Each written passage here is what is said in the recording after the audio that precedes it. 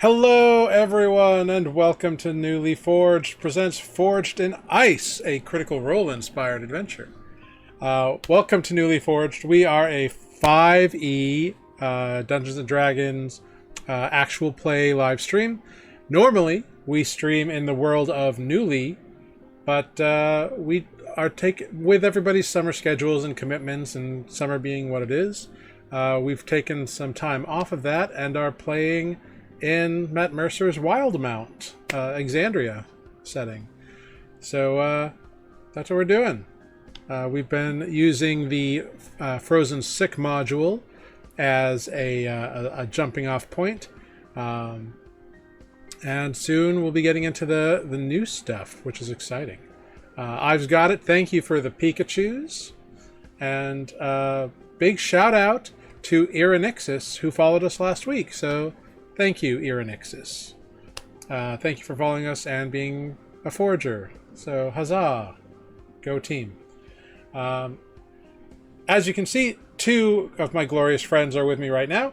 We have Matt and Mike here. Amber will be along shortly. As I mentioned last week, Tanner has had to take a step back for a little while. We wish him the best and we miss him. But he will hopefully return to us for the main campaign. But we'll see how life and commitments affect that.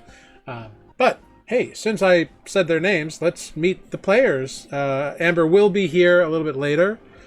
She's just got real-world commitments. It's summer. It's that time of year. So we're going to meet our players that we got with us. We're going to start in the top, well, I guess in the middle rung, with Matt. Hello and welcome from a tiny hostel room in London. I'm Matt.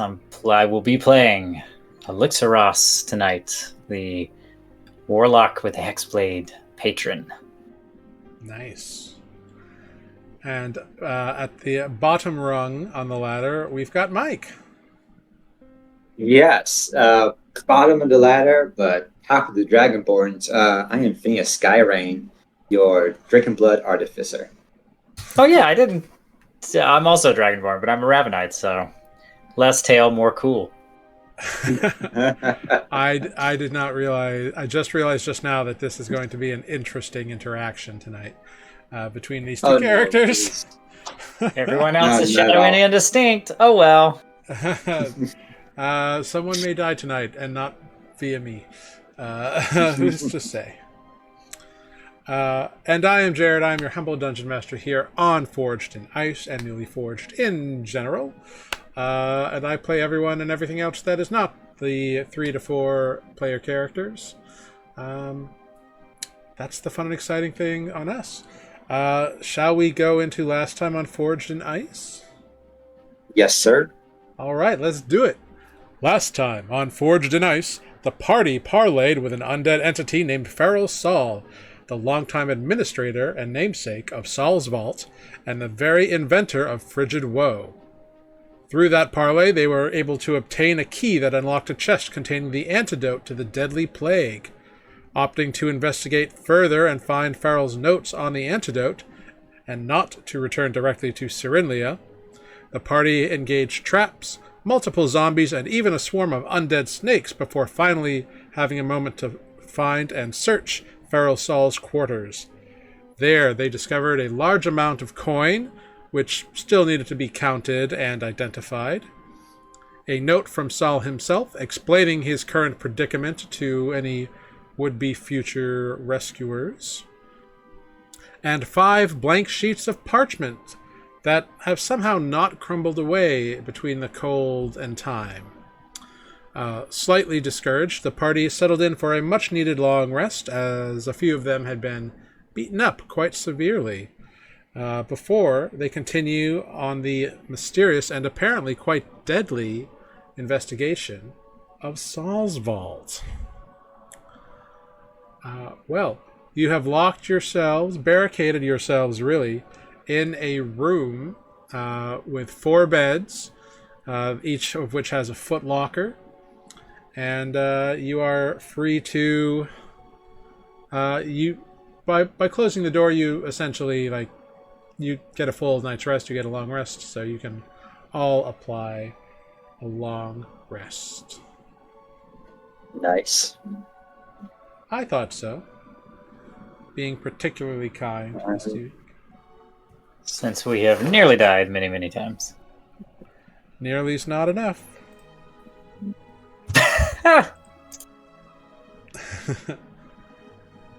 It only the only hit point that matters is the last one. Very true. Okay, long rested up. Should have all our stuff back. Just trying to plug in my external monitor. Please excuse me.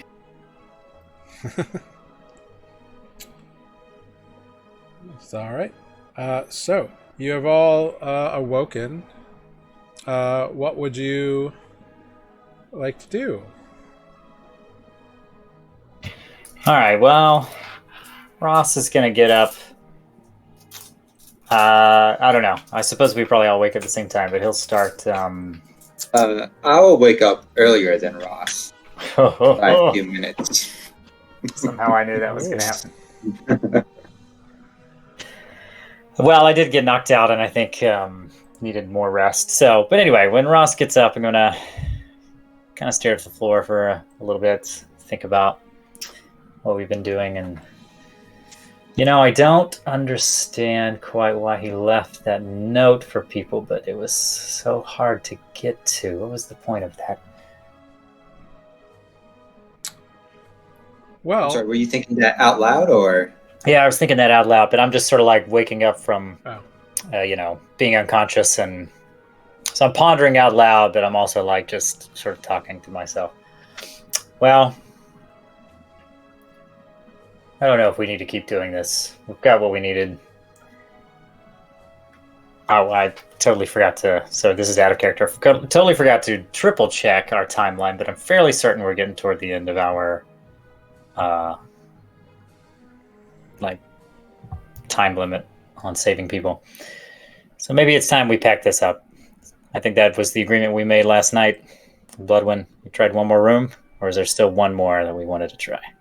I believe the agreement was to check one more room for the night, and then today check all the other rooms. Well, we are fully rested. So we are fully rested. Let's hustle and bustle. Get to it. All right, but I'm going to say if we get knocked down again, I think we're going to have to call it. I don't know how much more we can... There's no point in us, if we die, no one gets saved back in the village. If all of us die, right. So, let us head to the next room. Okay. I'm trying to load my map here. Same. There was a long hallway opposite the...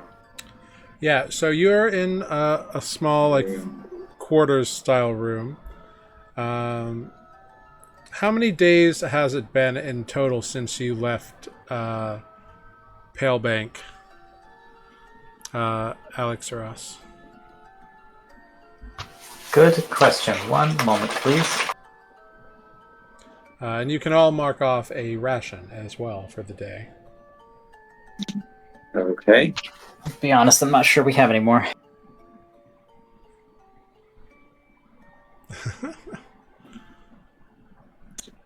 By my count, I have 2 rations left. Well, one more ration left after today, unless I missed a day or so. Sounds about right. Okay, we arrived at Salsvault on day 15. How many days have we been inside? This is your... Only 2 days, so 2 nights to be spent here, so the third day. This is your 3rd day inside Salsvault.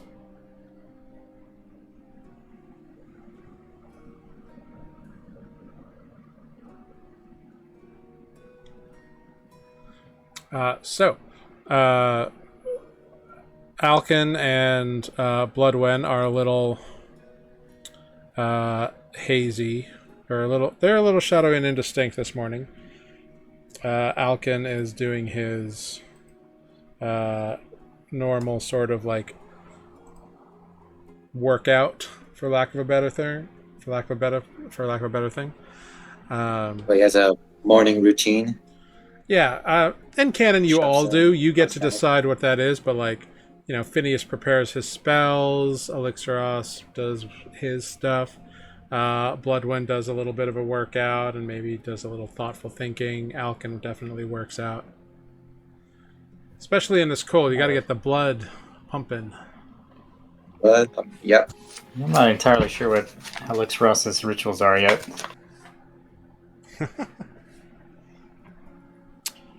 Pretty much got spooked down, but okay. Trying to remember which ways we have already gone. Well, if you can see into the room, then you've been there. Yep. Fair enough. So I think if we go down this way, follow me, Ross. Yeah. Oh Boop, boy. boop, boop, boop. We got 2 doors here. I am going to go the door farthest down. Knock, knock, listen. Okay, make a perception check. Yep. Ooh, still too early. That's a 6. Well, even through the door on a 6, you hear howling wind. It's very muffled, but like you hear wind, and there's a draft kind of like under the door a little bit. I think we. Well, first of all, do you tell us what you hear? I do. And I say, I believe this door is perfectly safe. What do you hear? A howling wind. And if my calculations are correct, then we are on the other side of the room of where we had entered and gotten the opened the chest. Sounds about right. All right, let's give it a shot. Yeah, I opened the door. All right, you open the door. Fantastic work. Everyone roll a D100. So opening this door, you see water ebbing and flowing through a very large opening along the eastern wall of this room here. It's obviously that this is like a ruined library or book depository or something similar. There are rotting parchments and waterlogged tomes everywhere, stacked on shelves that are like hidden by the water. There's books in the water. They're fallen, then the stones are all cracked, stone shelves. So yeah. Well, I believe this is the room Bloodman wanted to find. Yeah. Can I go through some of these books and papers, parchments? Yeah. Go ahead and make an investigation check. I'm gonna help in the search. Nope, I fall in the water. Yeah, you move over and you're like checking out kind of this area over here, and you slip on a rotten book, and Yep. and face plant and splash in the water. Bloodwen and Alkin both are in the doorway and like look at you as you do this. Well, Alkin doesn't see you; he just hears the splash and kind of turns his head in the direction. Elixaros, meanwhile, you find a small, on a natural 20, find a small brass cylinder in it, or a cylinder that is unadorned, except for it looks like it unscrews, and there's a little emblem on it that looks like a it's a weird sigil you don't recognize, but you can make an Arcana check for me. Why not? Mouse is going crazy.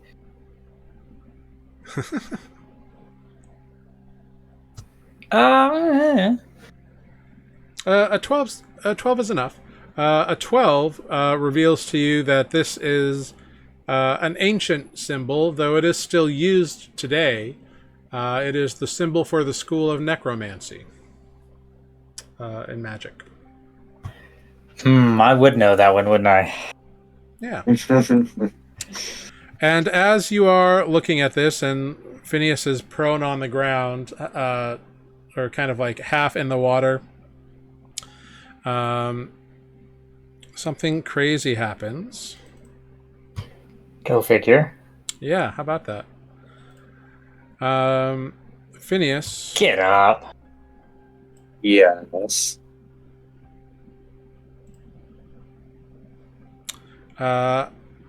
A tentacle reaches out and smacks into you for 11 bludgeoning damage. And you are grappled as it wraps around you. And you are restrained as a result. And I need everyone to go ahead and roll initiative, as it has become All you had to do. painfully evident that there is a giant octopus in this water. All you had to do is stay out of the water. The books are on the bookshelves. You don't understand. A cold water dip is my morning routine. Okay, I needed to do this. Great. Oh God, I don't know what it is about it. Welcome in, son of Yoda. What we got? Man, you're hitting those nat 20s. Wow, nice. Let's hope I can keep it up on this Seriously? octopus. So we Otherwise, I have might have to leave you behind. a restrained Phineas.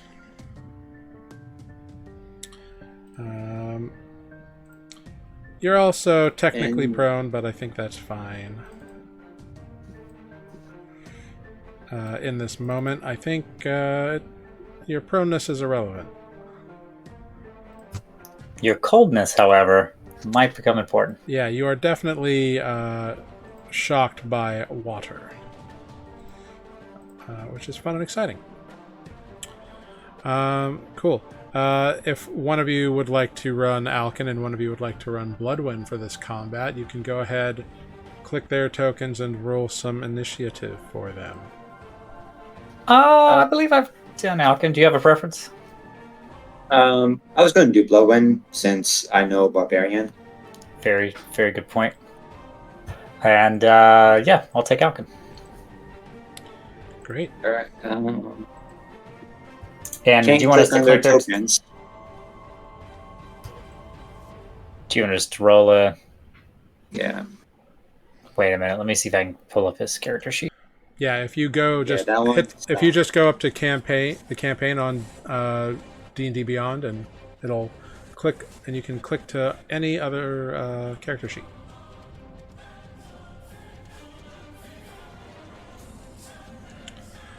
Great. Blood one gets a 9.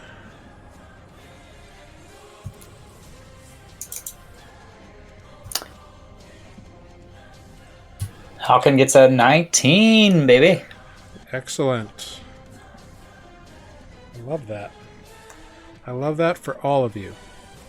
All right, starting at the top, Elixeros, you hear the splash, and you turn around holding this vial, and you see that Phineas is wrapped up in a tentacle and can't move. He is restrained. I do the biggest eye roll. Like, why, how are we? Okay, fine. And what do we got? Big ol' octopus. What should I do? We're gonna cast a little bonus action hex on this big ol' octopus. Loop. Oh, I forget it does that extra damage. We can ignore that or add it later if you want. Yeah, you can hold that. But yeah, you can hex the octopus. I'm definitely getting hex and curse backwards. Is this the one where I have to? It has a disadvantage. We're gonna say it has disadvantage on strength ability checks. All right, cool. Maybe you can wiggle out now. Great. And we're going to do a little... I can't be bothered to get close to it because it's got more tentacles. So Eldritch... Ooh, that's...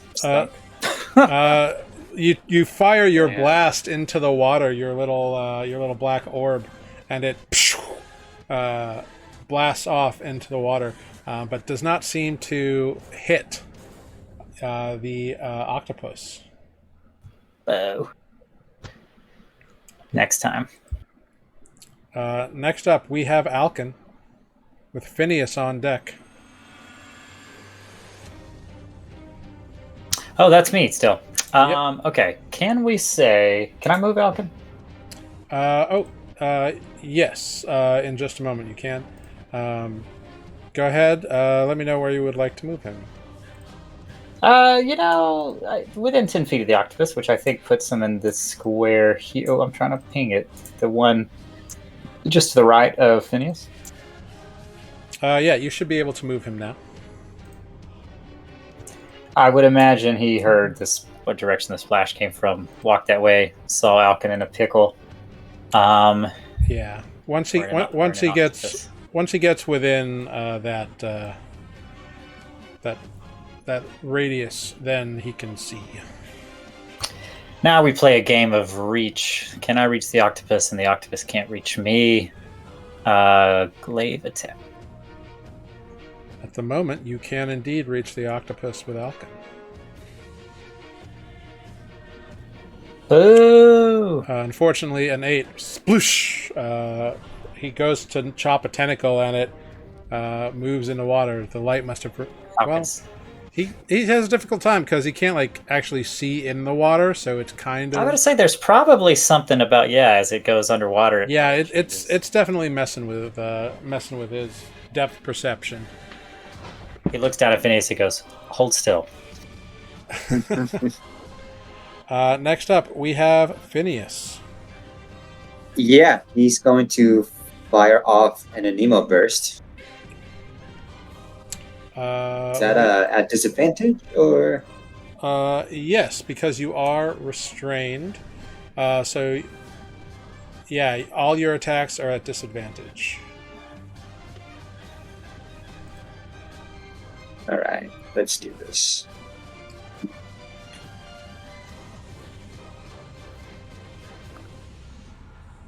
Even at disadvantage, an 18. 18. That does hit. 4.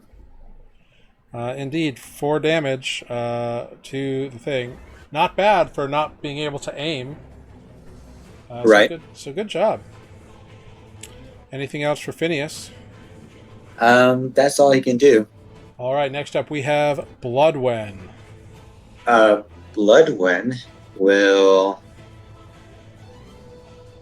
If Bloodwen... Can she step over here, or is that mostly in water? So that's mostly water. Okay, so I can't stand there. You could, or she could. Make a dexterity saving throw as she enters that area. 13? 13's enough. She goes to step onto the sunken floor and realizes there is no sunken floor. It's just a straight drop, and quickly rights herself and is able to keep level-footed on the ground. Nice. Nice job. Speaking of, we now have a welcome addition. Hello, Amber. Hey, Amber. What's up? I was about to do something cool with your character, but I will relinquish. Something cool with my character. No. You're here. I don't want to steal your thunder. But I don't even know what's happening. He said, and I quote, "I do a great barbarian impression." It's because. So for a quick recap for you, Amber, continuing to explore, looking for that other side of the room, Phineas led the party down, and while searching for books, slipped on one that was on the ground, and fell flat on his back in the water, which resulted in a giant tentacle coming up and wrapping around him. So he is now wrapped, as it has been. It has become clear that a giant octopus lives in this area. To be fair, me slipping and falling prone, that's not 100% confirmed that that's what caused the octopus to come out. Really, it's all speculative. To be fair, all we had to do was search the bookshelves along the wall out of the water, and he somehow ended up in the water. And Ross found the thing we were looking for. So we can leave now. We'll just leave him. It'll be fine. Okay. Well, So we had a long rest, so... Oh, good. I'm not able to... Right. Here, I'll do that. Yeah, do your thing. Yes, you can apply a long rest, and then Blood One has moved up. She has successfully avoided falling into the water, which is good. Right. So what would you like to do? Can I actually reach said octopi or tentacle? It is currently 10 feet away from you. Okay. Can I... Including the one wrapped around Is me? it shallow enough? Right. Is the water shallow enough for me to, like, step a little ways in? To Well, this is what the dexterity check I just had them make was. I see. You thought there would be ground under where the water starts, because there was on the other side, but this is a straight drop off. You're not quite sure how deep it is, but it was a straight drop. Might also be why the octopus chose to live here. That, would make sense. Okay. Can I... You could attempt to either free Phineas or... Right, that's what I was thinking. Is it within range enough to hit the thing that's on him, carefully enough to not hit him? Yeah. The tentacles, I'm going to say, are harder to hit than the body of the octopus itself. Of course. So, yeah. And I'm going to say they have a damage threshold to them, so like you have to do a minimum amount of damage to the tentacle to like chop it off. Okay. But you can certainly attempt it. I'm going to say a tentacle that gets a +3 to its AC versus the octopus, and the damage threshold is a 5. Okay. Well, I am going to try and hack specifically the tentacle. Yeah, go for it. You could also just try to like break it. No, this is more fun. Cool. I hack it at it with a 21. Well, 21 will absolutely do it. You surpass the damage threshold and chop the tentacle clean away. Beautiful. And I think now we go. Because I can't reach that. I got this thing. I'll wave it in front of Bloodwind and be like, now. All right. Anything else on your turn, Bloodwind? I'm gonna take a step back. Cool. You take a step back and nothing happens, which is great. That is great. Yeah. Actually, wait a minute. Hold on. Yeah. It's already canon. Yeah, nothing happened. It's great. Waiting a minute, holding on. No, you're good. The reason nothing happens is because it is now the octopus's turn, and you are still within its reach as a mighty tentacle swings towards you. Yeah, it's got a big old reach. A tentacle whips out at you. That's a 24 to hit. Yeah. You take 6 bludgeoning damage and are grappled and restrained. Great. Yeah, so it's actually like a bunch of, like, multiple tentacles have come and, like, wrapped itself around you, so there's, like, 3 on you now. Because you chopped one of it off, and it didn't like that very much. That's fair. That is fair. How many did they have total? Is it 8? Is that a thing? Yes, they have 8. Is that like the whole name thing? Yeah, that's kind of where the name comes from. But Elixiros, it is now your turn. I now realize that I am not long for being grappled myself, and I have a lot of people between me and the door. So, let me try something. Mm-hmm. I'm gonna get back in this corner, so I'm one step closer to getting out. I'm gonna point at Alkin and be like, "Get Phineas's butt up out of there," and I'm gonna fire another blast, Eldritch. Yeah, go for it. See if it hit. Does a 14 hit? A 14 will absolutely hit. Go ahead, roll that damage, and don't forget your. You do have a hex on this guy. That's right. I'm gonna need it because that was measly. All right, go ahead, roll. Ooh, look There at we you go. rolling max 6. damage on the hex. Very nice. Okay. 10 total, and the thing still has. Well, I guess it doesn't change. Still has disadvantage on strength ability checks. Mm-hmm. Which I'll be honest, I'm not exactly sure how to confer that to the party because I'm not sure mechanically or flavor wise how that works yet. But I mean, it would be like, maybe he's a little weaker now. Or like, do I know specifically? I would say like, yeah, you would know that you like have like your hex has caused its like muscles like like have words English hello.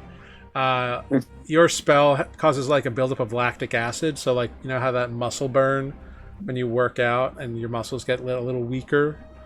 Okay. I'm gonna play this like I'm like this is what I think is happening, but like I haven't actually tested this theory yet. So I'm gonna be like, it'll make it weaker, so you might be able to get out a little easier if it grabs you. I'll say that. Very cool. And that is it for this round. All right, next up we have Alkin with Phineas on deck. So that's me again. That's you again. Yep. Sorry. I gave Alkin instructions for my other character. Am I going to listen to myself? I mean, but like Phineas is free, right? He is still prone and like in the water, like he's treading water at the moment. So he's kind of like floundering because he hasn't had a chance to right himself after being dropped in the water by this tentacle that has been severed. Is it a full action? Oh yeah, is it a full action to help him up? Yeah, to like pull him up out of the water, get him standing would be a full action. I'm not entirely sure that's worth it because it's getting crowded in this corner, so I might have to disobey Ross's orders and try to attack this thing. Yeah, go for it. Sometimes you don't know what you're saying, Matt. 20 to hit? 20 absolutely hits for 14 massive slashing damage. Woof. All right. Good job, Alkin. I was going for the tentacle, he says. Dang it. Yeah, full like score deep in like near the head of the thing, and it like roils and like the tentacles like wavy. Next up we got bonus action. I think I'm going to stay put. All right, Phineas. Yes. I'm going to stand up if I can. Yeah, so this square is mostly water, so you'll need to try to climb up. So just make a DC 10 athletics check for me.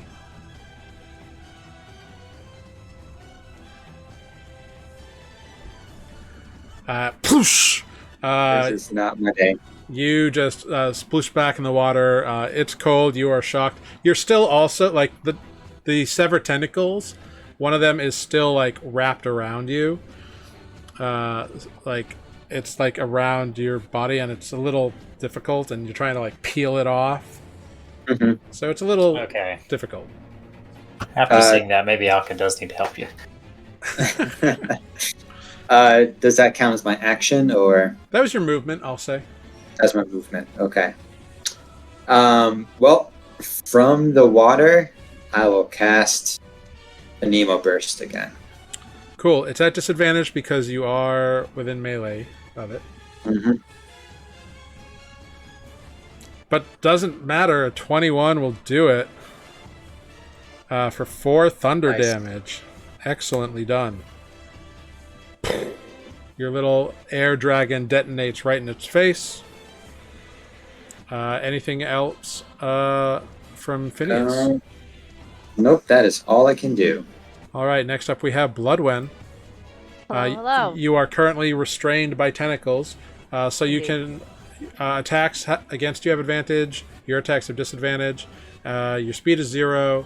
You have disadvantage on dex saves, but you can make an athletics check or acrobatics to break the grapple. Yep. I think that's what I'm going to do. I'm going to bonus action rage. Yeah. And then I'm going to endeavor to break out because I think this will be smart enough to give me that bonus.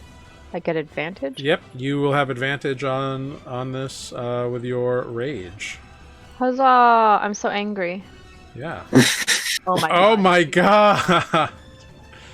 god! So the reason you are so angry is because the tentacles grip you so tightly because you chopped one of its off and it's very annoyed. So you are unable to do anything else. You cannot move. You are up Very stuck. Up Tentacle Creek here without a paddle. Yep. Wow. Cool. I'll be here. The giant octopus has been quite hurt.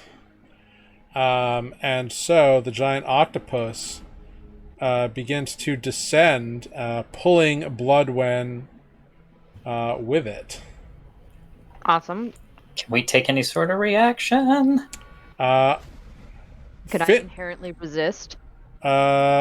You can make a resist. Let me just check something here. It is descending. So Alkin and Phineas can attempt a melee attack against it as it sinks to attempts to sink down into the wall. Oh boy. Oh wow! Yeah. 21 again, baby, Alkin. Yeah, digging deep. Never mind. So yeah, Phineas pulls out his light hammer. You're so funny. Rolls a 20 for 1 point of bludgeoning. So you just thunk it, but a sturdy hit nonetheless. Well done. And the creature descends down, pulling Bloodwen along with it. This fucker's still alive? Just barely. Barely managed to get out. That Alkin heard it though. Bloodwen, I'm going to allow you to do just a straight contested athletics roll to see if you can. It's already gone down, so it's out of range, but its tentacles have more of a reach. So it's trying to pull. So it's going to be a contested athletics check. Your strength versus its strength, and it has disadvantage on this because of Hex. And do I still have advantage because I'm still raging? Because it hasn't... yes, because it has not come to you yet. Yes, you can take... you would still have advantage. Great. Question. Yes. Hmm? You said the tentacles are closer, so you're allowing this to happen to Bloodwen. Would that count as leaving my threatened square as Bloodwen is being pulled away, therefore a tentacle is being pulled away? I will give you an attack on the tentacles with the same rules, but it's going to be at disadvantage because they're a much smaller target. Fair. I'm just also trying to save Bloodwen. Yeah, do you want Bloodwen to go first? Sure. I rolled a 19. Oh, nice.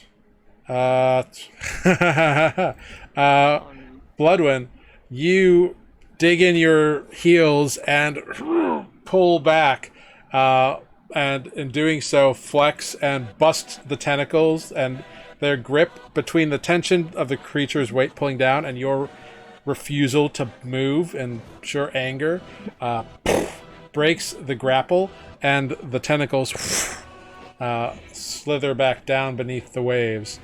If you want to still take a chop at a tentacle, Elixaros, go for it. This could end badly, but you know what? I've already initiated. Let's say I do it. What's the harm? Hitting you, but...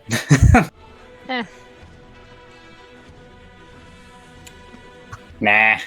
Unfortunately, your war pick just kind of goes between like a couple of tentacles. Doesn't quite get there.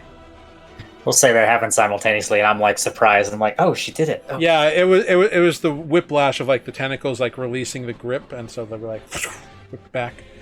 But the creature has dived back down beneath the waves, and a moment goes by, and the waves are angrily lapping. But the only thing you see at the moment is Phineas, still treading water. Elixaros, it is your turn. Please roll the die. Sorry. Can I stand here? That's where Bloodwind fell in, isn't it? Kind of where Bloodwind. No, down here was, but you can't share a space at the moment. And I probably can't be here, can I, because of the bookshelf, or is that... You can make a dexterity saving throw. Oh boy, we're all going to fall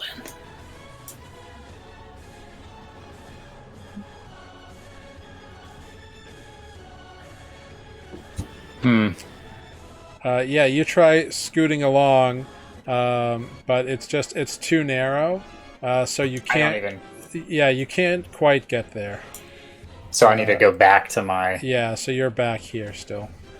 Like, you try to think maybe you can squeeze around, but you just can't get yourself narrow enough to get over there. I can't get him, Alkin, but maybe you can. It is Alkin's turn next. Yeah, Alkin's going to try to pull his scrawny ass out of there. Yep, so Alkin can do so. Pulling Phineas out with his action. So Phineas, you are out of the water. You're all on solid ground. Nice. Technically, it's still Alkin's turn if he wants to move out of the room. Yeah, let's get out of here. We think we got what we want. Not entirely sure. Alkin will be the first to get out. Cool. Hell, honestly, probably Elixaros should have too, but... Cool. Phineas, you're soaking wet, but and it's really fucking cold. But you can leave the room. Leaving the room. I will, if I can, I'll just take a random book on my way out. Great. Roll a d20 for me. Smut. Nat 20. Wow. Dirtiest smut there is. The book does not fall apart when you grab it. Oh, that's amazing. Or fly and try to attack you. Yeah. You had that. All right, Bloodwind. We're still in turn order, huh?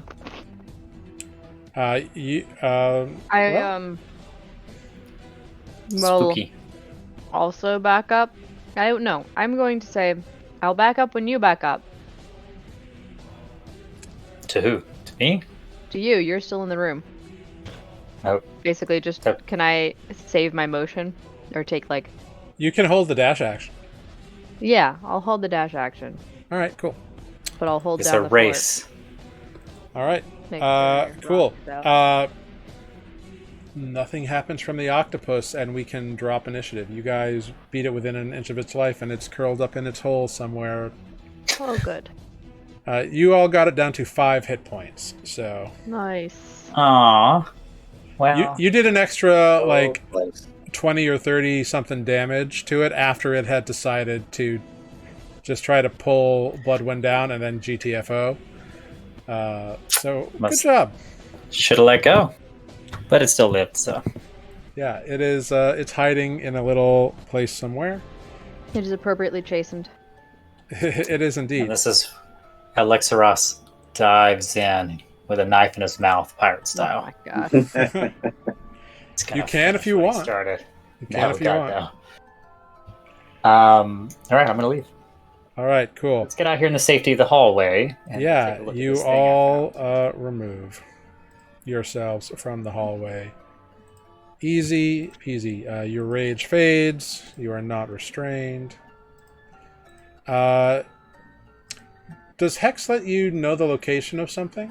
Or does it just... That would be cool. I don't think so. Okay. I think there is a thing like that in their repertoire, but I don't have it yet. Cool.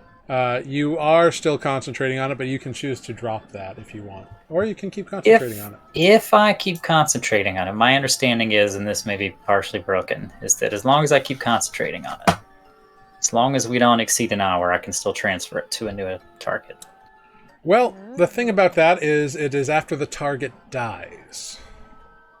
That's right. Okay, well, in that case, as far as we know, it's still alive. So, yeah, I can just drop it. Mm-hmm. Yeah, you can drop the concentration. Easy enough. That would have been fun otherwise. Yeah, otherwise it would be a little too broken. Right. Yeah, no, that makes sense. That's why we were able to do it with the zombies, because we were killing them. Yeah, you were dropping them and then bonking them over. Very well done. Good job, everybody. And indeed, you have or Elixeros has a little, like, brass tube or canister of some kind. All right. Brass is the color of the hour. Brass keys. It's a civilization of ice and brass, Right. and necromancy. Lots of necromancy. There's such necromancy. It's probably no surprise that's what this symbol is on this tube, which makes me wonder if this is a scroll case. Wait, it's a necromantic symbol? Yeah. Are you going to become a necromancer? Ross refuses to answer and opens the thing. As you are nonchalantly, like as you are opening this this spoils of war, as it were, you get a sense of approval that washes over you, Elixeros. Oh no. Yep, the answer is yes. For you get the sense that it has nothing to do with like the nature of what you found, but that you have claimed what is yours by right of combat. Oh boy. By right of investigation. Yeah. So you unscrew this canister and dump out the contents. And what you find are 2 rods bound together, containing, like, it looks like a scroll, but it's not parchment or paper. There's like a weird material between them instead of parchment. And it's not very large. It's not like the full size of parchment. It's a little wider than like a standard piece of parchment. But it's got like this weird opalescence to it. Has it got anything written on it? Nope. I don't know what this is. Has anyone seen anything like this? I'm not gonna like hold it up. There's no light. Never mind. Probably would help if we had a torch. Strange. Well, unless anyone's got any ideas, I guess I'll put it back in its case for now. Don't know what this is. Yeah, I think we have time to examine it elsewhere. We really should not be opening any random thing. We could be unleashing some other horrible evil, just like the Frigid Woe. Good point. Right, yes. But, all right, so far so good. I'll put this in a, like, pocket of mine somewhere.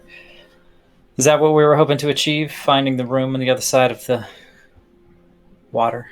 Well, yes, but we were also interested in any notes on how to, apply this cure or make this cure.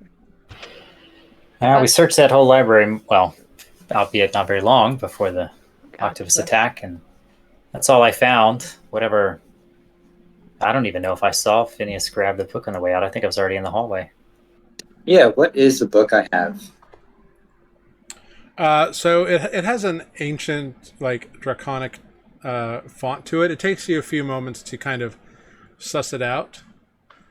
But it seems to be a book about like it's like entry level necromancy. Like, this is what a dead body looks like. These are the common causes of how things die.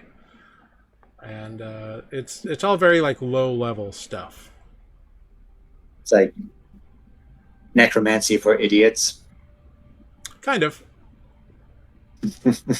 It'll take you time to like go through the entire book, but you have it. Maybe I need that. Cool. I'll put it with my belongings. Yeah, you can add that to your inventory. You can both add those things to your inventory. Perfect. I'll write that down. Oh, I did already. All right. Well, we're relatively unscathed from that, yeah. Yeah. I'm a little hurt, but I can heal myself. Listen, I said earlier I'm going to call this if we start to go down like crazy again. But if we're wanting to, so we're standing right here in front of another door.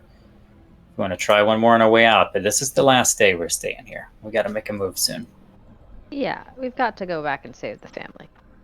You say that, Elixros, and you feel a pulse over your body, and you hear that sultry, feminine, strong voice again. Make the call. What do you want to do? Did we check this door? Charge. Out of character, okay. Did we check this door before? I know we came down here and then had to turn around because we had our asses handed to us. No, you have passed 3 doors that you have not checked. Great, I see 2 right here. All right, I'm going to check this door. All right. If it's a fight, this might be our last one. You can make a perception check. I'm gonna, you know what? I'm gonna let our man Phineas do that. I'm gonna delegate that task to him. That's right, delegation. All right. Knock, knock. Because I want to. Listen. Yeah, make a perception check.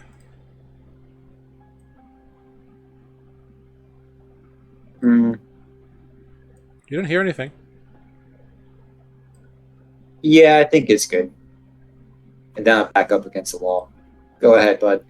Yeah, every time you do that.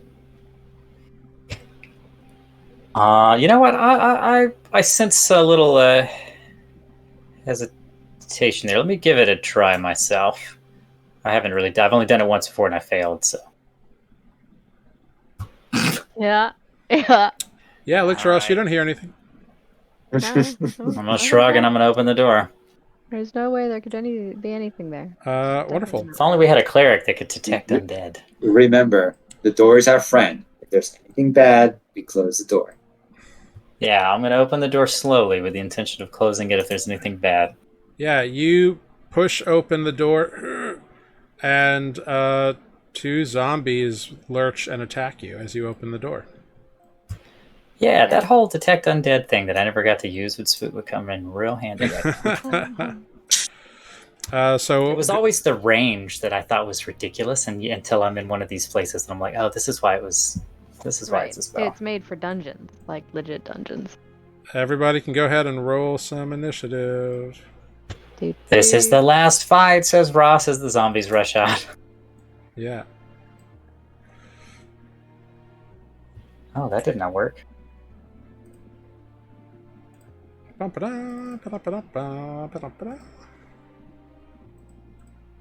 Yikes! Woo doggy. Those zombies. Me and Alkin will go last, says Ross.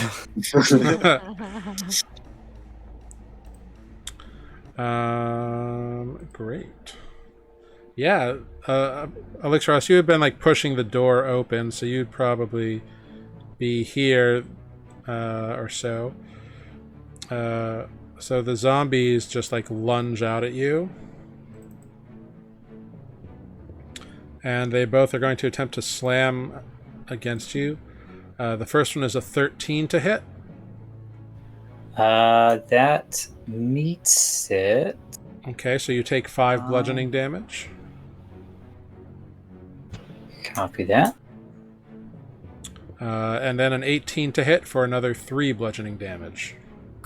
That also hits, and I would like to take a reaction.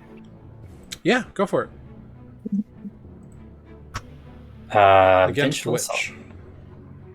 The last one to hit me, I guess. Okay. Which one was that? The Right one or top? The one in front Right. of you. This guy. Okay. Ping. I take damage from creature in range of a weapon you're wielding. You use your reaction to make an attack with the weapon, so I'm going to do that. Yeah, do it.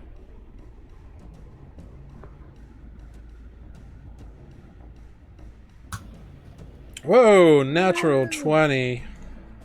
Pretty low on the damage, though, sadly. Yeah, you smash your war pick right through the skull, leaving a big hole that's just dripping like frozen ichor, just occasionally a little like... Gross. Mother. Solid hit. Bloodwind, it is your turn. Well, I guess I will move in. Phineas, you're on deck. Okay. I guess this is probably like rough terrain or something. Yeah, all this rubble down here is rough terrain. Okay. Can I attack if I'm here? You can attempt an attack there, but it's going to be... He's going to have half cover. Okay. Then I will go stand on this rubble and attack this one. Okay. And he said it was the last fight of the day, so I'm going to rage. Okay. I will say, because you weren't here, you've been awake for about an hour at this point. I guess I shouldn't rage. You're welcome to. I just want to give you information you may not have had. Yeah. I don't know. I'm gonna rage now, because later on I'll just keep getting up. Okay. That's true. Yeah. Stay positive. Attack! Oh, it's only a 10. 10 hits. Oh, good. Have some damage. 9 damage, in fact. Yeah, your axe bites into it and cuts deep into rotted flesh and those robes. Well done. Phineas, that brings us to you with Elixaros on deck. Perfect. Oh, it's I'll just actually 11 damage, because when I'm raging, I'm supposed to get +2 to damage. Ah, excellent. But the formula doesn't seem to account for it. Cool. I can walk you through building that Okay. later. Cool. Oh, you know what? Let's do this instead. I bring out my trusty boomerang. Yeah. Boomerang, go! Against this one? This one right here in front of... Against you, the wall. You throw the boomerang, and it whips by the zombie's head, and then and you catch it back. Well, at least it's back in my hand. Yeah, it looks cool. Burn, unfortunately. Very cool, very cool. All right, Elixaros. Did we skip Alkin? Oh no, he goes No, last. he's last. Sadness. Great, I'm gonna do something I haven't done yet, but since I've already been hit, let's do this spell. I'm gonna cast Armor of Agathis. Very cool. I'll get 5 temp hit points. Glorious.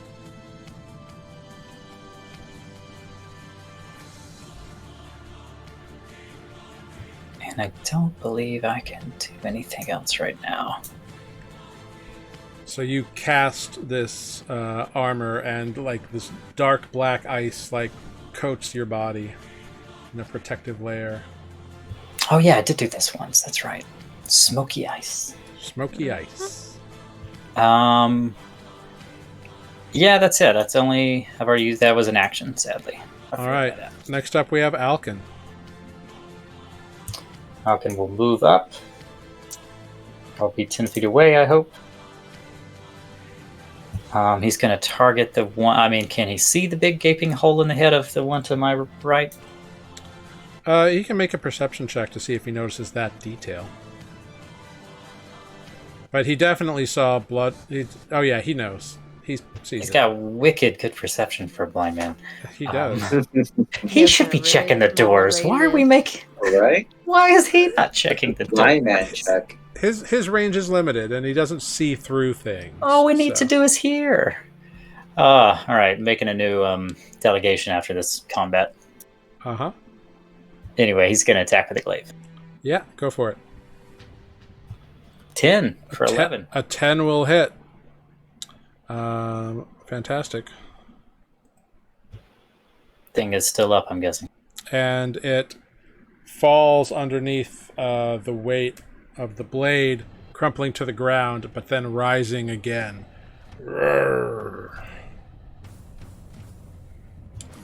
Okay, let's hold there for now. Refrain. Yep. Anything else from you. Alkin? I think that'll be it for now. All right, next up, the zombies. They're gonna keep bonking Elixeros. The first one, that's a 9, so that misses. The second one is a 16 to hit. That does hit. All right, so it takes 5 cold damage. It does. All right. Does it hurt? Yeah, you see the cold damage, like those black shards of ice, like shatter off and like pierce it, like shrapnel.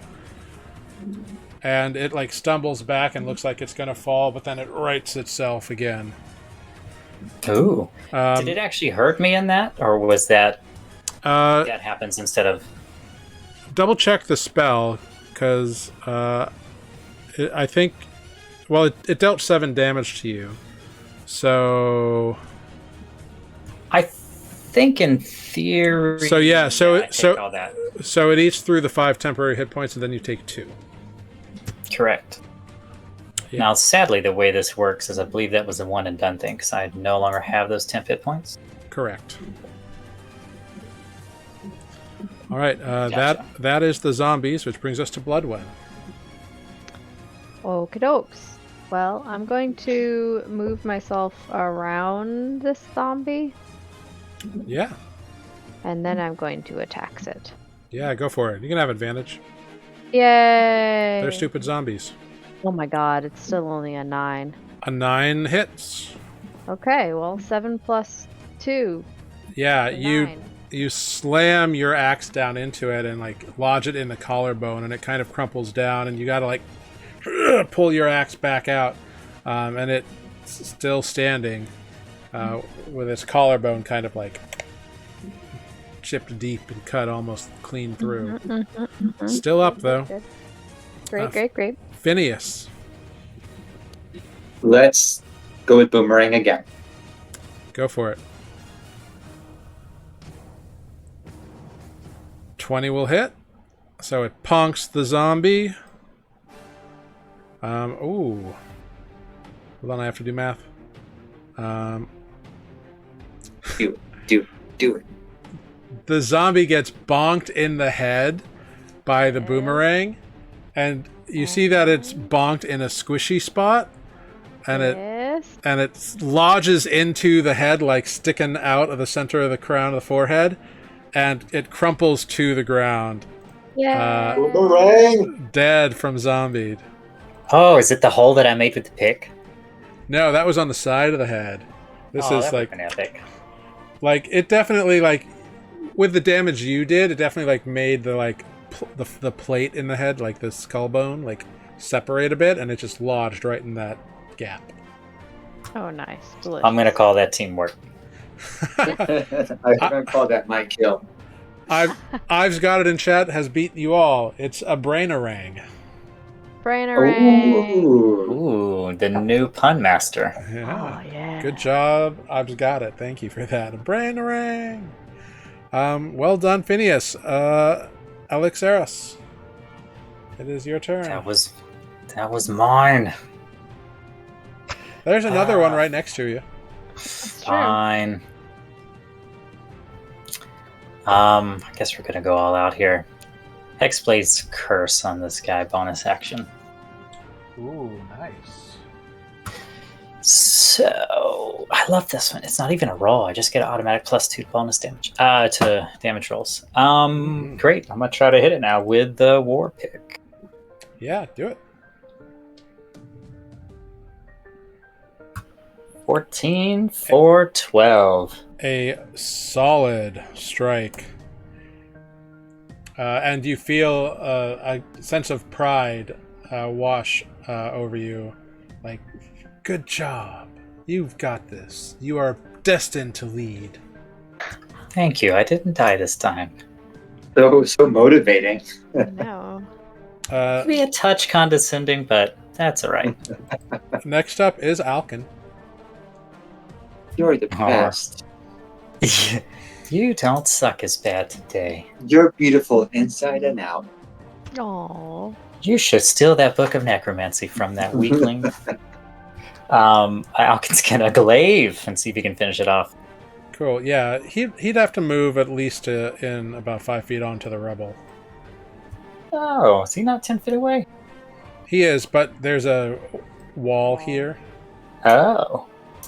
Like Oops, now I can't move. Like he's literally in the doorway, so he needs to Why don't we go here, and maybe I'll be less likely to hit. Yep. Luceros in the back of the head. Yeah, that's 20 feet. Good. 22. Boo. It's only 5 damage. Yeah. 5 damage is a good hit. Alright, anything else from Alkin? The thing's still up? Yep.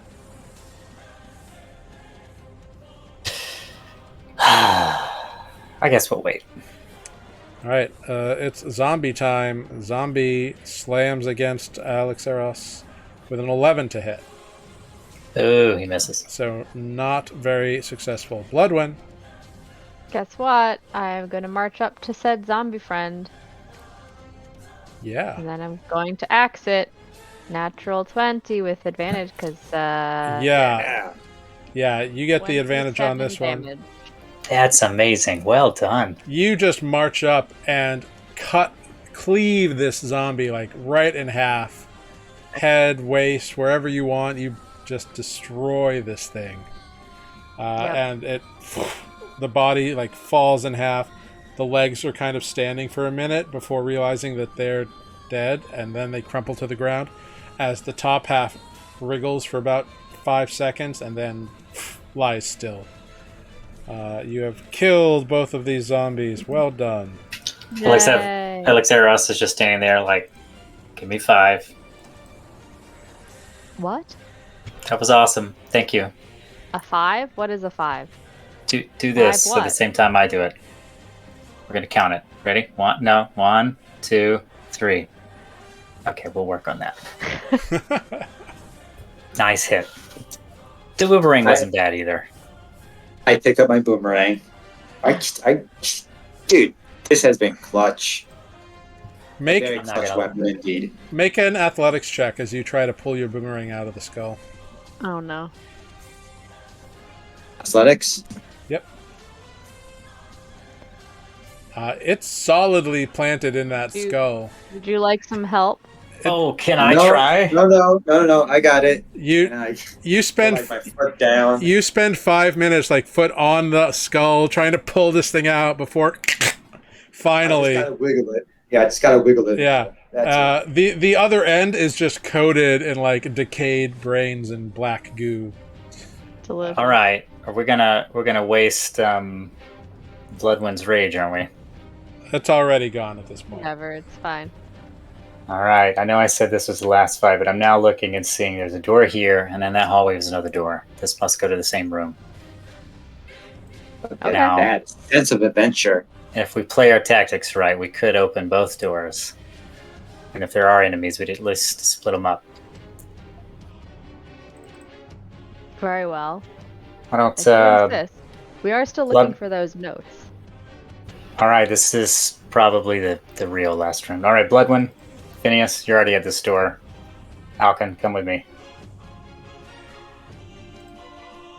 And because Alkin has superior perception, I'm going to ask Alkin to do a perception check on this door. Chaotic Vito, thank you for the follow. Much appreciated. Welcome to the Forgeries. I thought you were chaotically vetoing Matt's request. I know. I was like, No. Chaotic Vito just gave us a follow. Thank you for coming. Chaotic Vito. You are both chaotic and not vetoed. You are allowed. Yes.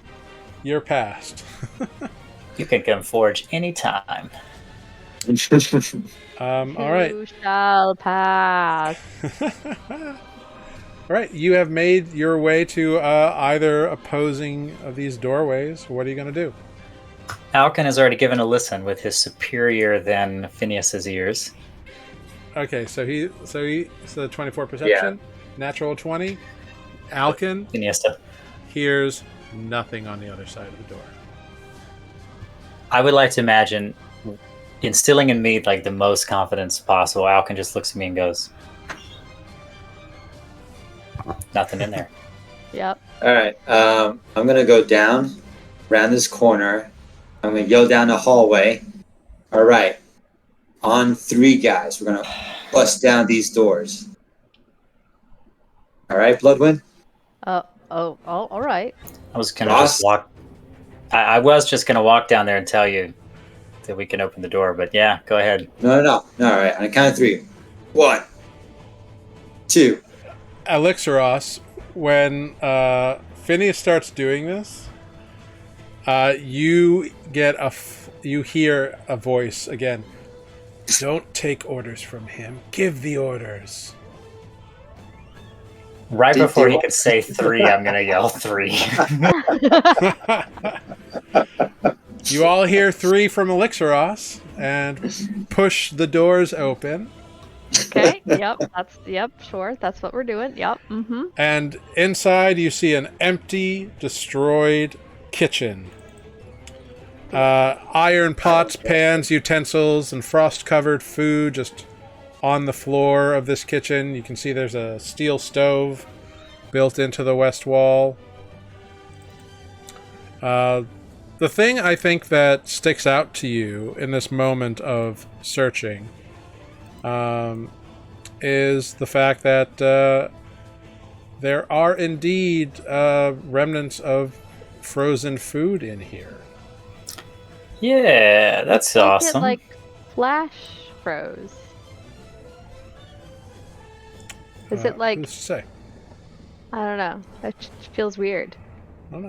But you can all go in and check Like, it out, or stored or like has been cooked and. you'd have to go in and look. Like you can't tell. All right. Well, yeah. No. We're I'm gonna definitely check out the food. I think we should all search the food.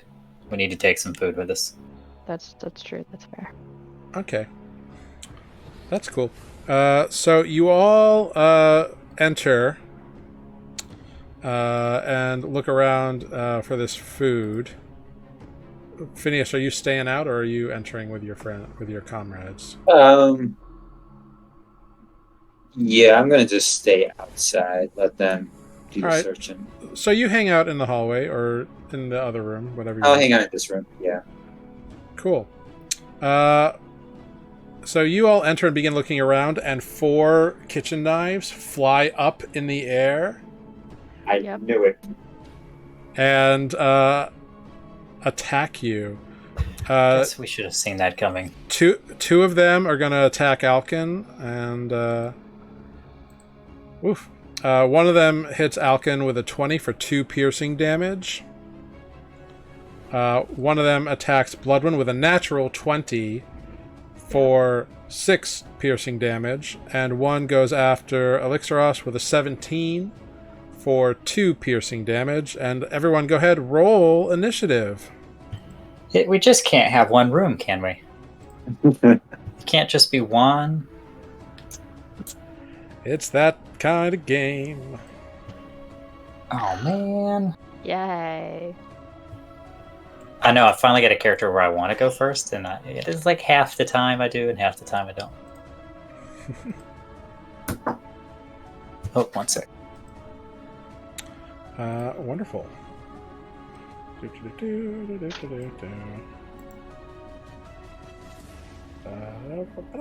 Great. All right. Wonderful. So, we got everybody? Yes, we do. Bloodwen, you are up first. Great. I guess I'm going to, hit this knife. Yeah, go after that knife. Show it who's 15? boss. A 15, your axe mightily swings toward it, but the knife is very, very tiny and dodges out of the way. Because That's annoying. It's like a chef's knife. Yeah. Yeah. And it parries your blow quite handily. And now it is the knife's turn. Oh, good. So the knife, after Bloodwen, that's a 6 to hit, so that will miss. Against Alexaros, that's an 8, which misses as well. And then 2 against Alkin. The highest is a 15, which I don't think hits Alkin. So the knives are ineffective when they are not surprising you all. Yay! Alexaros, it is your turn.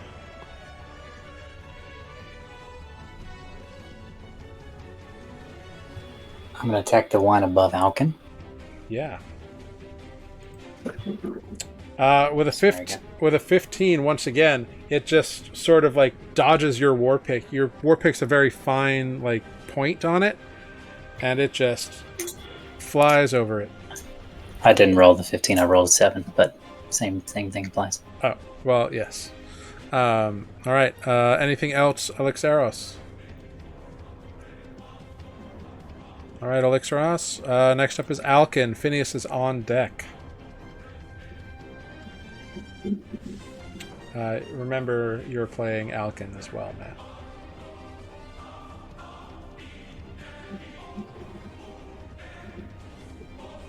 Kind of hit the one to his right. Oh, okay. Yes, that absolutely hits and destroys the knife.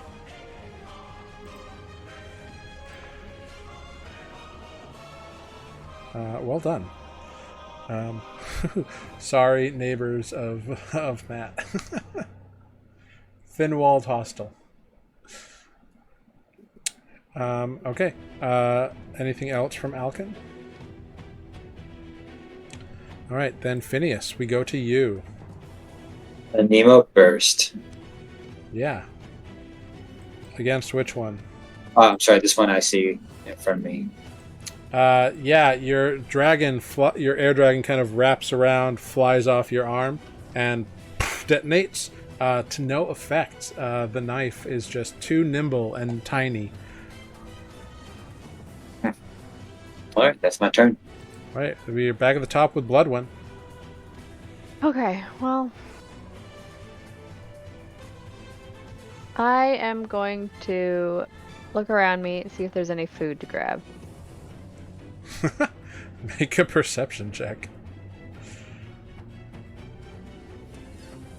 Ugh, a 9. No, you can't see anything close up. Great. Was that enough of an action that I don't have one, or is that... No, that was just a quick scan. You're fine. Okay. Alright, cool. I guess I will try to attack this other knife. Alright, go for it. 18. 18 absolutely hits. Yay! You put a massive ding in that there knife. Great. Good job. Anything else? I didn't see anything over here, I say. The end. Alright, the knives are going to attack one for each of you now, because Alkin has destroyed one. Against Bloodwen, that is a 6 to hit. Against Alexaros, that is a 13 to hit. For 2 piercing damage. And against Alkin, that is a 12, which misses. So we go to Alexaros. Yep, you go ahead, attack that same knife that's attacking you. Unfortunately, a 12 will miss, as it's just flying around. It's like trying to get at you. You can't quite get there. Alkin is next up. Same one. All right, try to attack that one up top. An 8, unfortunately. It's just it's very nimble and surprisingly agile for an animated knife. It's crazy. Nimbly bimbly. Phineas. A Nemo burst again. All right. Same guy. This time your dragon detonates right in front of it, dealing 3 damage to it. There we go. Well done. Bloodwen, we're back to you at the top. Great. I'm gonna try again. Same one. Go for it. Ugh, that time it's only 11. Yeah, it parries the blow, kind of rolling itself around the blade of your blade. The knives have at thee. That's a 6 against Bloodwen, an 8 against Elixeros, and a natural 1 against against Alkin. So this one here blunts itself against his armor, and it'll lose a hit point from that. Nice. Elixeros, it is your turn. Same one. Yep, go for it.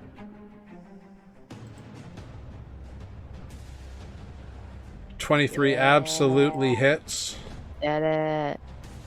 So it's just 10 because you don't have your curse. But you smash your warpig into the handle, thunk, and kind of tear down and scratch the blade deeply. It looks almost destroyed. Yay. Anything else? All right, Alkin. I'm gonna try for some advantage. Sure, go for it. Unfortunately, it's not enough. They're just so small and agile and flighty that they're hard to pin down. It's like trying to catch a fly. Phineas. Or a mosquito. Or a mosquito, exactly. All right, a Nemo burst. 22 to hit for 9 thunder damage. Same one. Yeah, your thunder damage detonates right on the blade, and the blade has been cold and brittle for so long that it just shatters the entire length of the blade, and it crashes to the ground inert in pieces. Yes. Excellent. All right. Yeah. Bloodwen. All right, do it again. Ugh. Nope. 10 will miss, unfortunately. Somebody get the thing. The 2 remaining knives, 1 against Alkin. It's a 23 to hit for 5 piercing damage on Alkin. And against Elixeros, Elixeros is a 19 for 4 piercing damage. Swings. And Elixeros, it is your turn.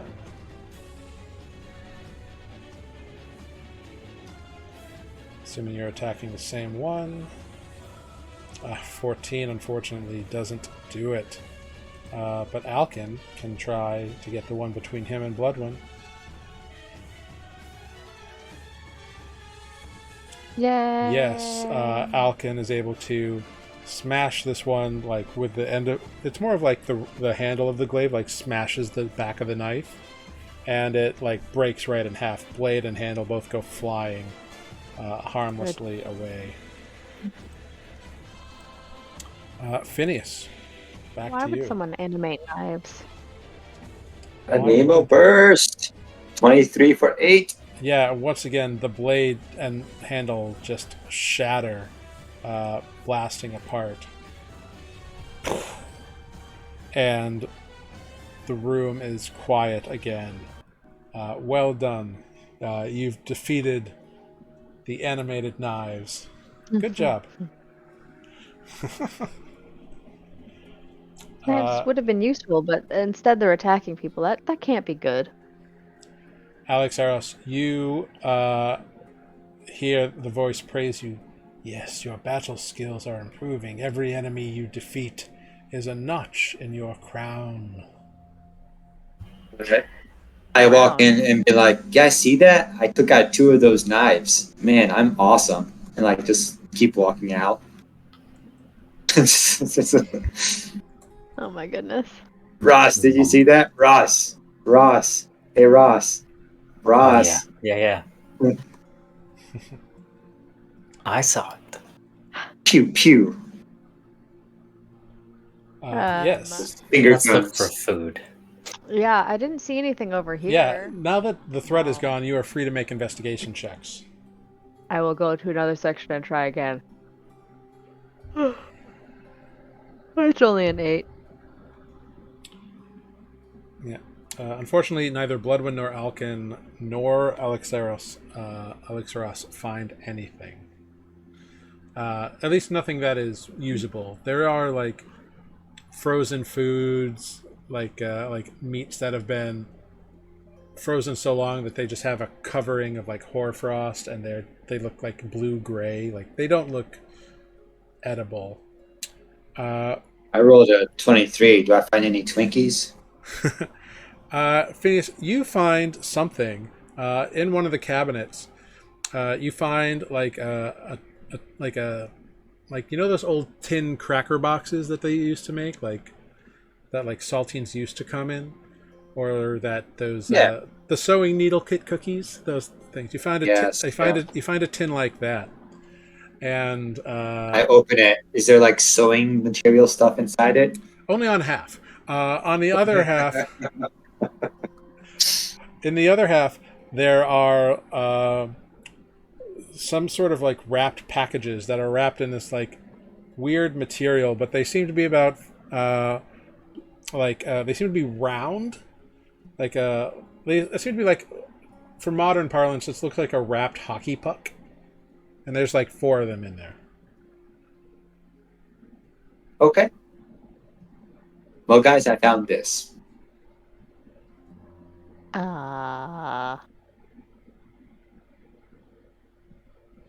Yeah, let's not question it right now. Yeah, sure. I guess let's You go. know? If I didn't find anything else, it is mostly frozen. Yep. All right. So is it time to get out of here? It's I time. mean, we should check with Elixeros. He seems to have some really strong ideas about what to do. Me. Strong is an overstatement. Yes. I mean, what's less than strong, but more than weak? Average? Ooh, harsh. I mean, sure. He's been very decisive. Yes, let's go. I don't know. He slightly jumped the gun, counting to 3.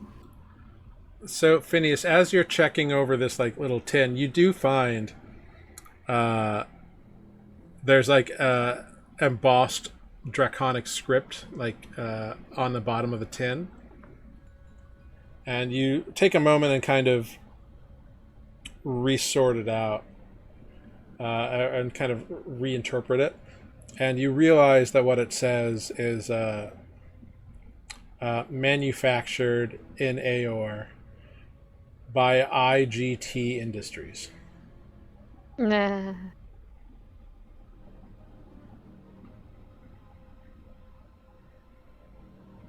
I feel like we've seen that somewhere before. I know. I wonder. I love it. I think we should. I'll just say this briefly. I think we should go take a short rest because we're all hurt. GTFO. Fair. That's fair. To the lounge with the snakes. You can all take a short rest without incident, so go ahead. Feel free to spend hit dice. Nice.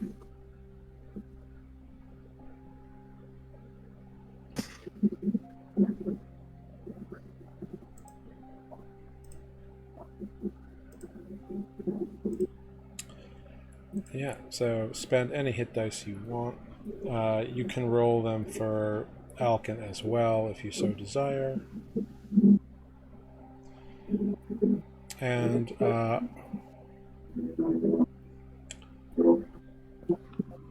Elixeros, what are you doing during this short rest? Are you futzing with that tube, the content of that tube at all, that container?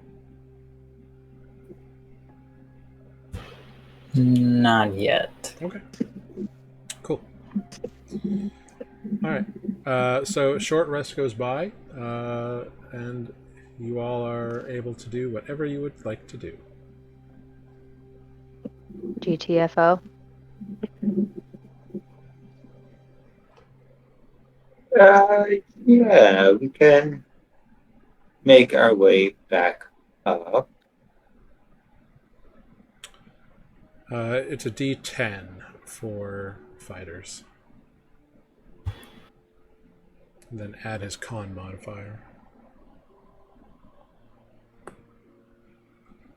We never did go into this room, did we? No, but that is the room that you said you wanted to keep away from. Because of the screaming. No, that room has the draconic on it. Oh, that said keep out. Yeah. Lab. It says disease storage authorized personnel only.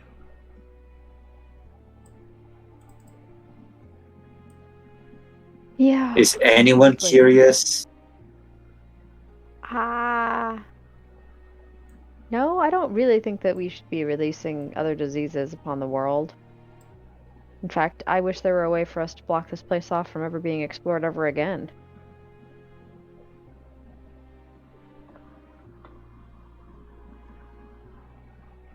Yeah, I guess that makes sense. Okay. All right, so you all head out to leave. When you return to the main entrance, you discover something. Uh-oh. The front entrance that you have left open is like iced over now. Like, so you're gonna have to like break through the ice or burn it or smash it again to try to get out. But it seems that something has sneaked in here over the course of the evening as you all rested.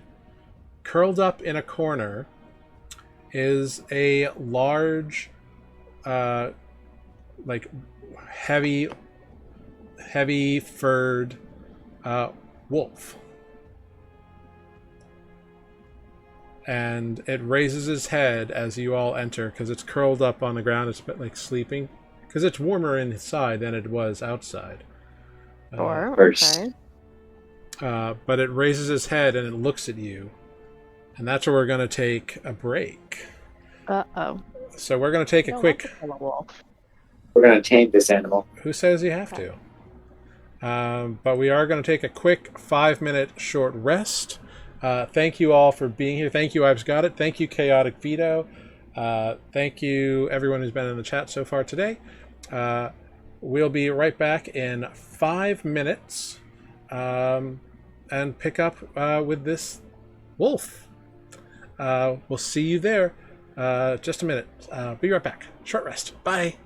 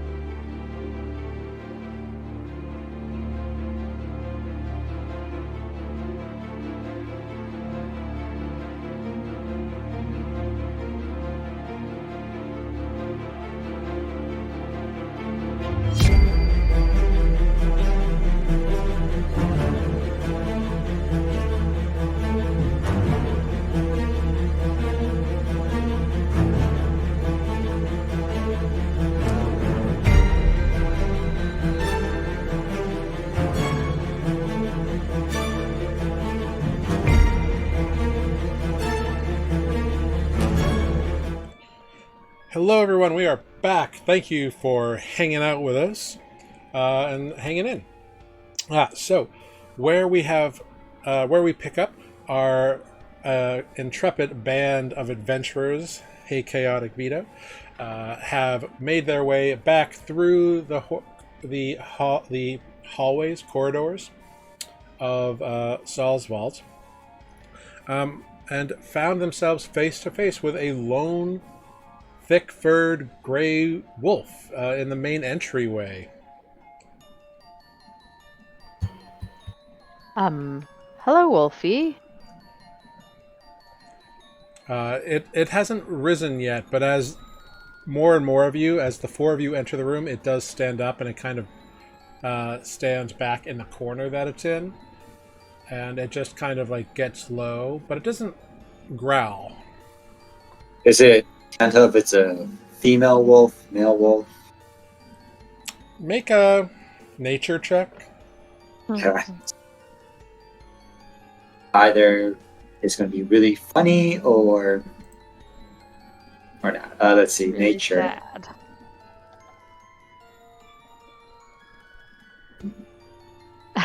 That's 6. It's the only way you know to tell that is not currently available to you because it's backed up away from you. And you can't quite get an angle on it to see. You don't know enough about wolves and their markings to like know if that might tell you anything. Okay, well, I'm sorry. Is it like this corner here, or? Yeah, so it's in the room. Yeah, it's just backed into a corner on the opposite side, like away from the main door. Got it. The entry door. I'm just going to be like, easy girl. We're friendly. We're just trying to get out. That's it. Make an animal handling check. Animal handling. Nope, it's getting worse. So as you approach it, it starts growling. It doesn't seem to like you very much. I get that a lot. All right, guys, just give it its space. Alex Ross just grabs you by the collar of your robes and just pulls you back.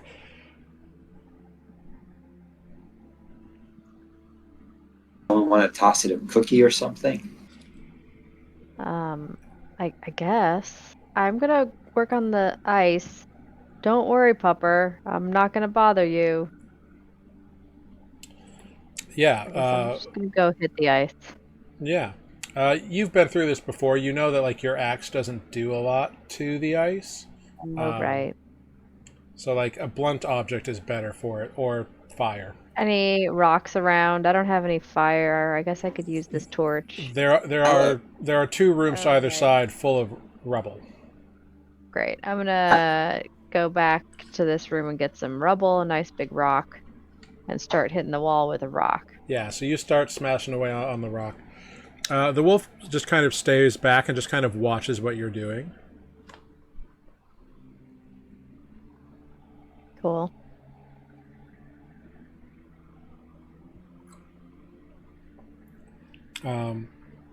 Yeah. Got some stuff in the chat. Alex Eros, between your fire, jumping off of your war pick, and Bloodwind's smashing of rock, you are able to smash it down. It hadn't formed up as thick as it was when you first entered, but you just needed to get through it. So it's a few minutes of work, and it falls away. Yeah, I was apprehensive about using my flame breath because I don't want to startle the wolf.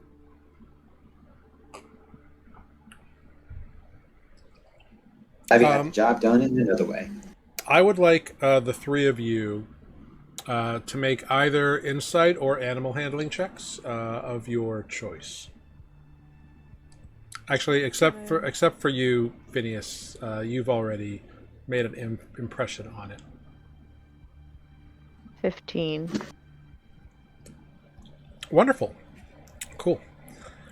Yeah, you see the wolf sees, and you get the sense that Bloodwin, you get a sense that the wolf kind of figures out what you're doing by, like, smashing at the ice.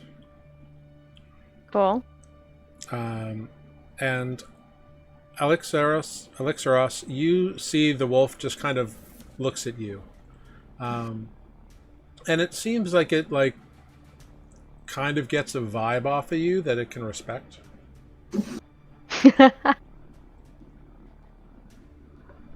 Tell that's the boss. Like you're the one who pulled Phineas back from it as he was, like, approaching it, trying to coax it.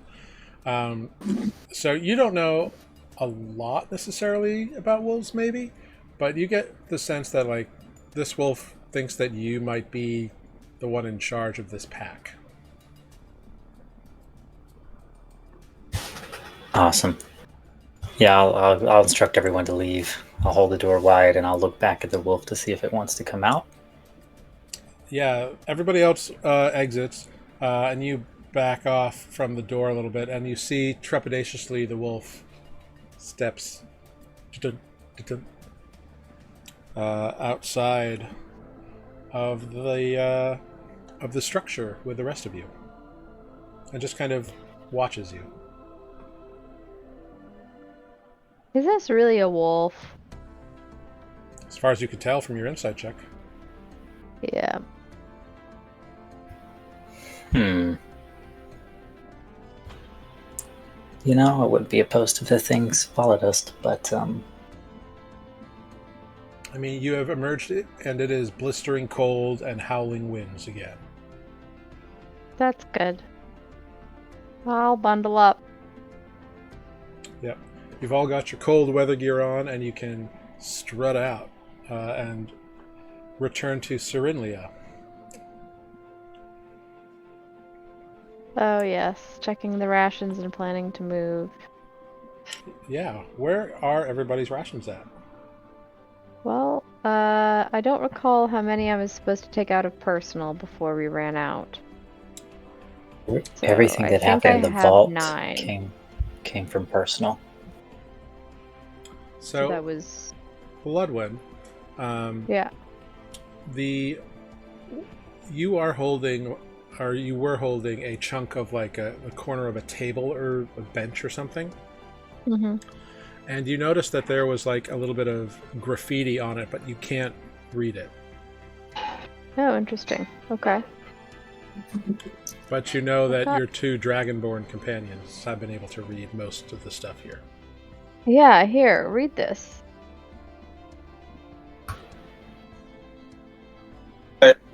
Handling it to me, or Yeah, I'll hand it to you. okay? Yeah, I'll take a gander. You're the reader. Yeah, you look at it and you kind of take a few moments, and you realize it's just like a tag, essentially. It says Vito was here. Huh. I don't. I'm gonna play around with this and say, "Oh, this is powerful magic. You probably should not be handling this." Oh, well, too late now, I guess. Hasn't Yeah, exploded just- yet. All right, well, just keep it safe. All right, and don't even attempt to read it. Sure. I mean, I don't read Draconic, so that's fine. Can I snatch that while it gets passed back to Bloodwin? You Sure, want to read it? just make a if you want to grab it, you can grab that. I'm gonna look at it and I'm gonna scoff and say, "He's a bigger bullshitter than I am." Nice.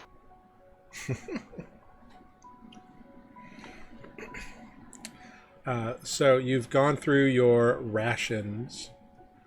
You have most of you have about 7 left. Phineas, you have 1 ration left.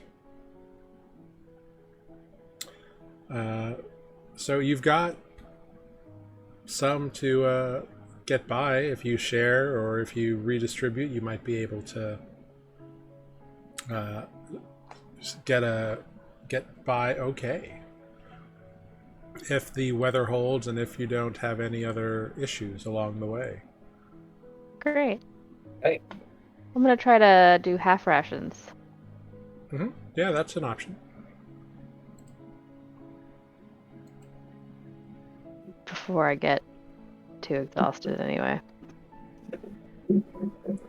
Yeah, totally. Yeah, Alkin also has 6 rations left at this point, so it's all good.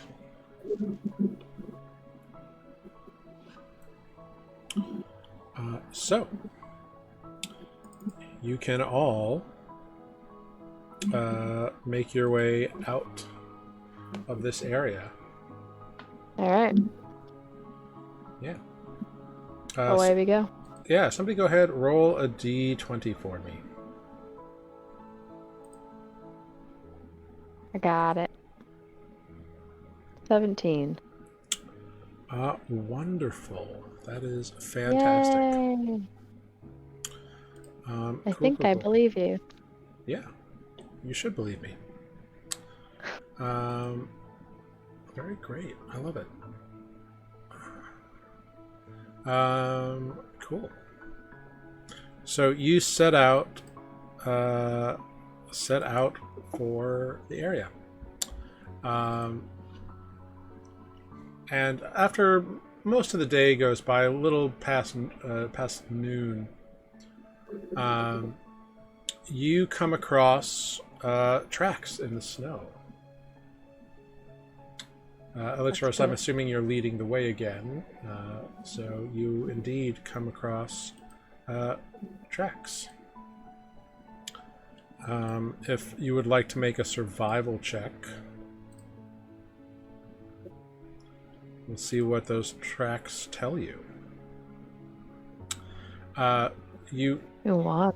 You easily can sense that there are 4 set of humanoid tracks, and they're fresh, like within the past 30 minutes, because the snow has not filled them in very much.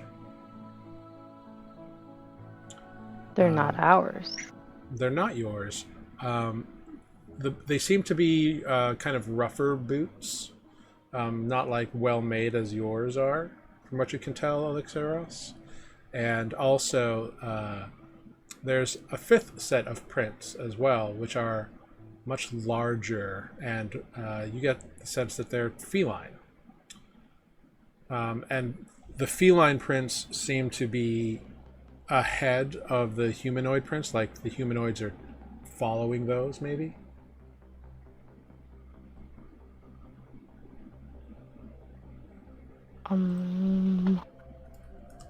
They're headed in the direction of us, or the direction of...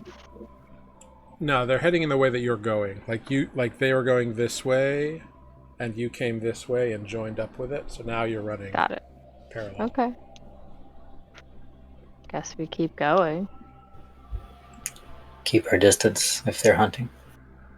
Right. Sure. About an hour goes by, and you see that there is a small encampment made. And it looks like there's 2 people who are binding up some wounds. Chaotic Vito, thank you for coming by and hanging out with us. We hope you get to come back sometime soon. Thank you so much. Thanks for the vibes. Cool. So you find 2 folks are like bandaging up wounds. Gotcha. But they look out at you, and these are people covered in like big honkin' furs. They have like big bows made of like maybe bone or maybe wood, but you haven't seen many trees around here, so it's hard to know for sure. But they have like spears. Hello, and the wolf is there. But they got like big spears, definitely made of bone and iron and such things. And this very tall, human-looking woman walks up and meets you. It is like, "Hail!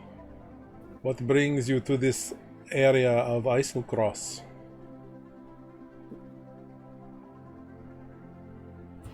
This is so hard. I'll just explain we're on the way back to the village after some adventuring. Well, congratulations on not dying. Tell me, we happen to have had an encounter with an animal we are tracking, and have used up all of our ammunition. You would not happen to have arrows on you, would you? No, but I've got crossbow bolts.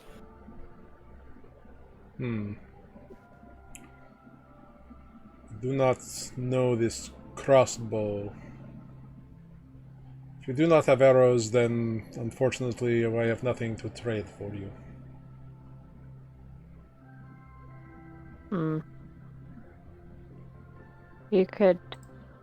You look wounded. Maybe we can help with that. This guy's good at stuff. I appreciate the aid, if you can render it. We are mostly self-sufficient in that manner. But if you have some healing abilities, then by all means. I'm sorry, you said you were on a hunt? Yes. A hunting what, if I may ask? A saber-toothed tiger. Oh. Cool. For food? Nourishment? Why else would you hunt? Some people hunt for the sport. Those people are idiots. Yeah.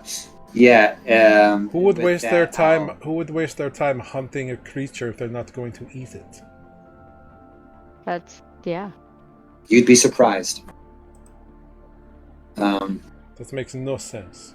Here we hunt for food. We have too much work trying to survive to spend time in frivolous pursuits like that. That's fair.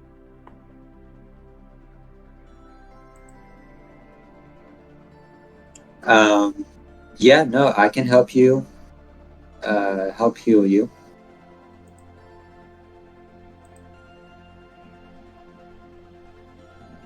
Make a persuasion check. I thought he wanted to be healed. I didn't. Yeah. She seems to be amenable to the idea. It's not a high DC. But you are you. 18. Turn up the charm a little bit. Yeah. She nods and leads you over to her two companions. They have some deep scratches that have mostly been bandaged up, but what do you want to do? Yeah, I'll just cast Cure Wounds on her.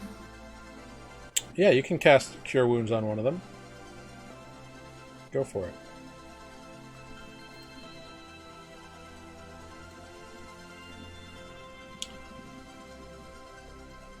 Yep. There you go. Nice. Yeah, heals them right up, and she looks down and amazed. Instead of deep wounds, there are now just some light scars on the arm. And the tall woman who's seems to be in charge here. Very well done. Let's see. For such a kind gesture, I suppose we can give you something. It's only fair. And she digs around. Let's see. What would you have interest in? We have furs. We have some. I have a very nice ice mine dagger. Ooh. I mean, if we're being honest, we have a long trip back, so food might be an issue. But you probably don't have anything to spare there. Well, If we I are have a favorite hunting. spider We are hunting this creature, so Yeah. we have wounded it, so we know it is nearby. So I think we can spare 5 days of rations for you. That could make the difference between life and death for us. We've got a long trek. Very well. Then let it be done. And she digs out 5 little, like, fur or hide wrapped bundles, which look very different than the rations you have from your experience, but Cool. they must work. So you get 5 of those. You get 5 rations. Cool.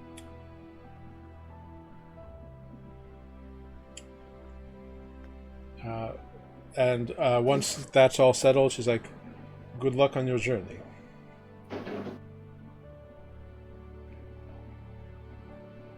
Thank you. Yeah, and you head on down the way.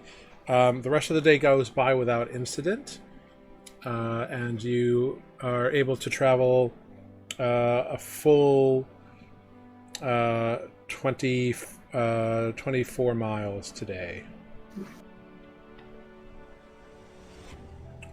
Actually, you left a little bit late, so you probably about 20 miles. But good job. Yay, the 17 was good. Yeah. All of you go ahead, make perception checks. These will count as your watches over the course of the evening. Because I know you like to do that. Better safe than sorry, although apparently our perception is not very safe. Cool. Alex Eros, you notice something during your watch.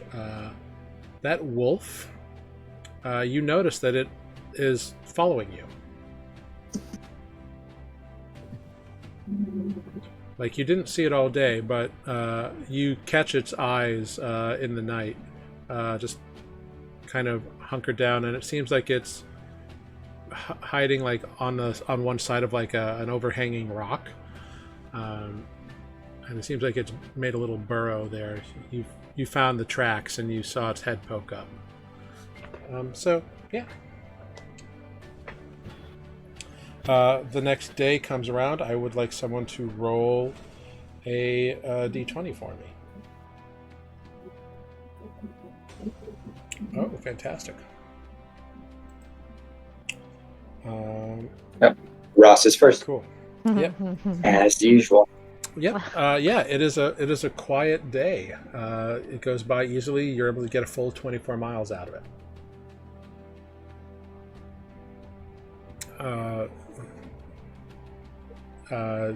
You can all take a rest. The day goes by uneventfully. Alex Ross, looking back, occasionally looking around, you do track that the wolf is still continuing to follow you.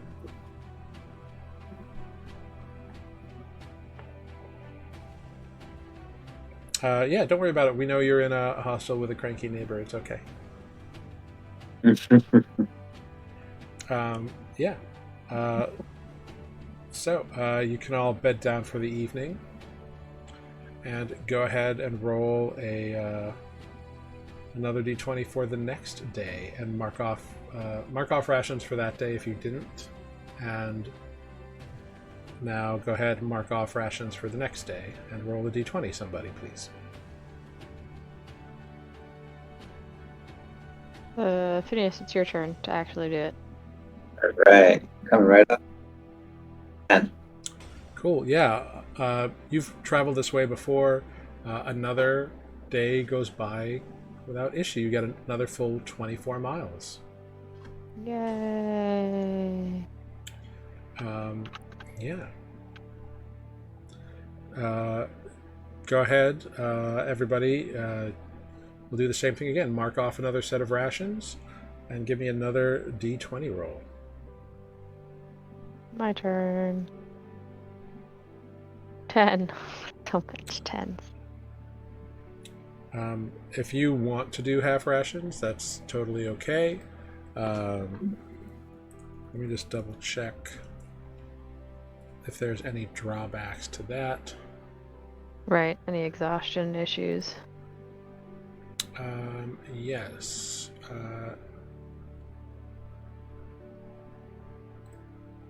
Yeah, let's see. So like you're definitely hungry if you eat less than the 1 pound of rations. So you are starting to get a little bit hungry, but you're not suffering any ill effects yet. If you want to half ration it. But the day goes by without incident. Alex Aros, make a perception check for me.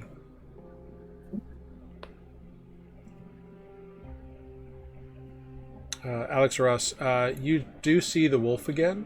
You don't see the wolf, but you do see you come across wolf footprints as you trek throughout the day, and it seems like it has found some kind of a rabbit or small mammal, because you see the remnants of a small creature in that path. Huh. So you get a sense that this wolf is still around somewhere. Interesting. But you get a full 24 miles out of the day. And then go ahead, mark off another rations. If you get to 7 days on half rations, let me know. I think I'm going to be sort of alternating. Okay. Like a half day and then a full day and then a half day and then a full day. But I'm doing a bad job of counting that, apparently. Because I'm bad at math. Okay. And someone go ahead, roll me a d20.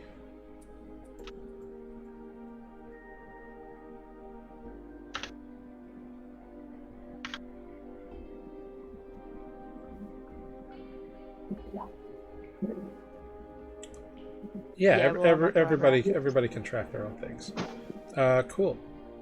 With a 14, it's another quiet day.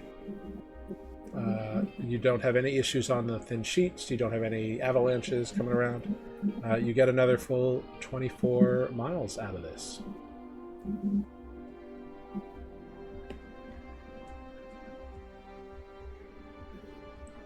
Yeah, that sounds good. Everybody got one of the 5 plus an emergency ration if anybody needs it. Cool, great. So you all can get another rest in, mark off another ration, and go ahead and roll me a d20 as well.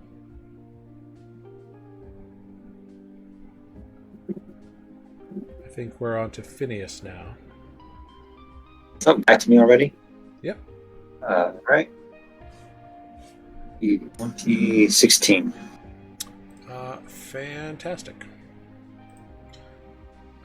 So today, you about around late morning, I would say,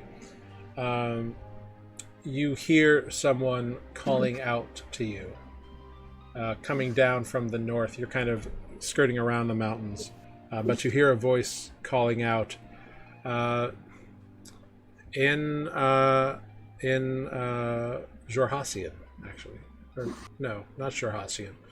In Zemnian. Which those of you from the Dwendalian Empire, it's a Dwendalian dialect. And soon a figure is like waving you down and like comes rushing up, wearing a big heavy cloak. Phineas, you immediately recognize that this cloak is clasped with a big symbol of the Cerberus Assembly on it. And he's got like kind of like a red like colors to his robes. You're not quite sure what that may or may not mean. Okay. But you recognize that he's obviously from the assembly. Oh, so glad to have found somebody. I've been walking around here for far too long, really. I must say, this place is most inhospitable, yeah? Yeah, you can say that again. It's true. It's very cold. Yes. How are you out this far by yourself? Well, I wasn't always by myself. I was with a group of us. We were investigating something, and well, then in the middle of the night, our porters ran off. You can never trust convicts, but they decided that they had a better chance in the snows, apparently, and my companions from the assembly never came back, so I had to make a choice. Die in the cold or try to get back to Balin Post. So yeah, you wouldn't happen to know if I which way it is? I don't.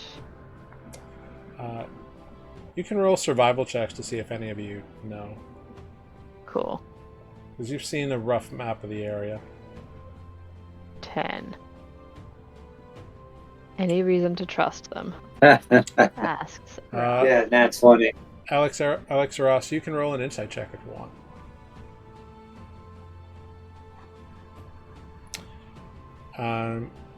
So with a 22 inside, Alex Ross, with a natural 20, this individual is not lying, but he's not telling you the entire truth. Especially when he mentions the porters ran off and then says you can't trust convicts. You get the sense that maybe that's not the full story, but he thinks it is. And you get the sense that he's not giving you the full answer on what he may or may not have been investigating with his comrades. Sure. And Phineas, based on the crude map that you've got, and that you met someone else who was looking for Balin Post on your way up, you do know the directions to Balin Post. And you're kind of going that way for maybe another day or so, and then you veer off back to the east, and he can go west maybe.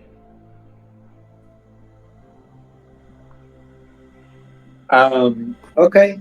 So I'll say, hey, we're sort of heading in the same direction, at least for the day. You want to come with? Safety in numbers. I would be happy to go with you for as long as possible. Yes, that would be most beneficial to me. Yes, thank you. Excellent. Great. My name is Heinrich.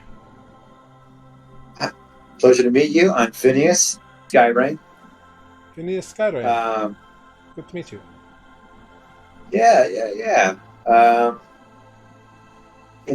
Us at the circle have to stick together. Oh, are you a member of the assembly? More or less, yeah. An applicant, perhaps? An applicant, yeah. No, I tried to skirt around that. But, well, I will be happy to put in the word for you if you get me back to Balin Post. Although, why aren't you going to Balin Post? Oh, we got this little thing we have to do in the other direction. We got to meet up with some people there. Touch base with some other people there. It's boring stuff, really. Very well, but you are... go ahead, make either persuasion or deception check. I'll let you pick. Okay. And I will use my thing, what it's called, my forceful presence. So I get advantage on persuasion. Okay. All right. 14. He kind of nods. Very well. Everyone has their own bit of business to attend to. There's no rules against it. But if you are applying to the assembly, I will put in a good word for you with my higher ups for your aid and assistance in saving my life. Of course, my man. By the way, you wouldn't happen to have like extra rations? No, I don't.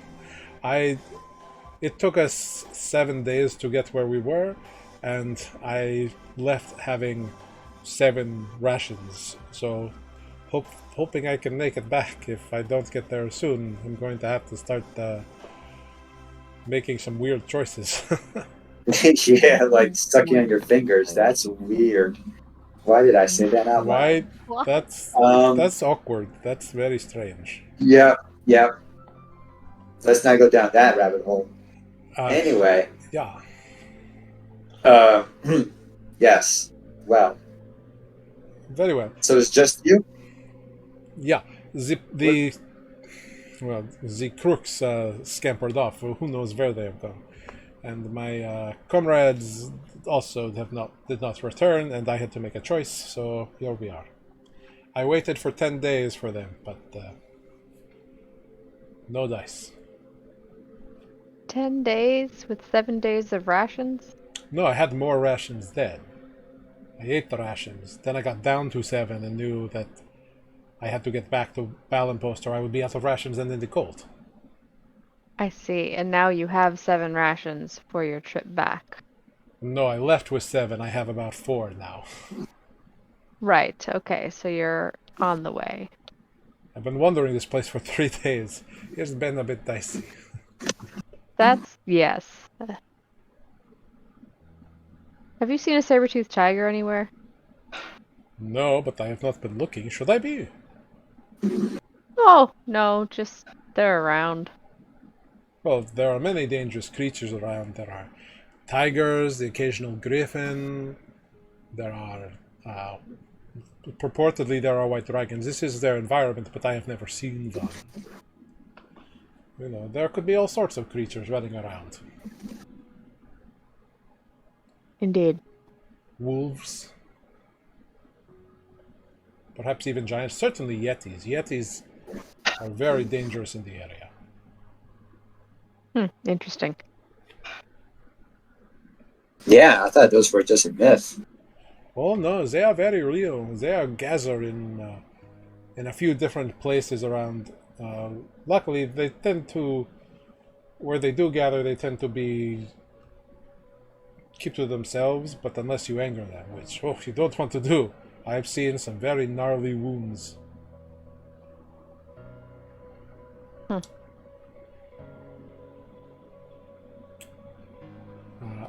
With that being said, yeah. So Heinrich joins your little band, and you set yourselves off. You all notice that Alkin doesn't say a damn thing when this guy's around.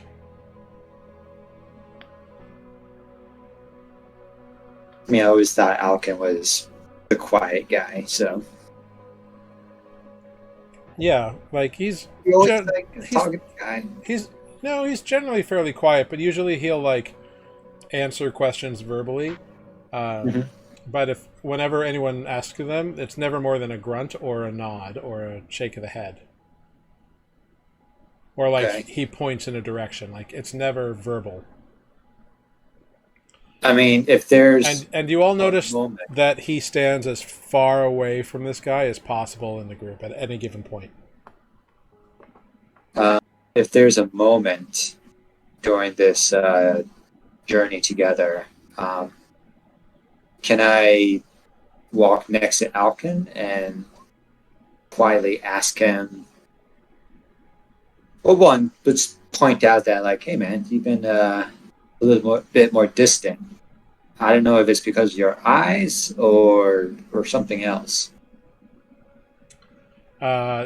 He just says, he just whispers back to you, "Not now."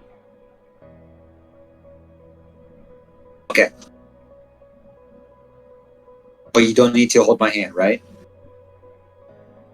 He turns his head to you and like squints It's a his joke. eyes. It's a joke. It's a joke. All right, I'm going. Forget I asked. Yeah. But you make the full 24 miles in that day, so good job.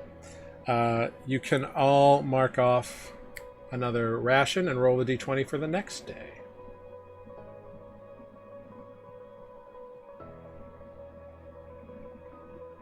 I think we're on to Bloodwind. Oh, okay. 12. Cool, yeah. A very clear, open day. A light bit of snow dusting. Nothing too crazy. Everyone can go ahead, make perception checks for me. Heinrich is very useful. He can conjure fire, so he can make fire really easily for you, which he's happy to do for warmth purposes.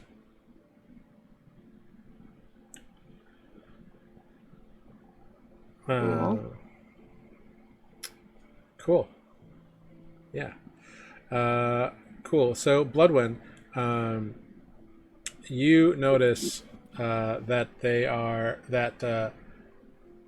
you are being followed. You haven't noticed before, but you see that wolf up on a ridge of a snowbank.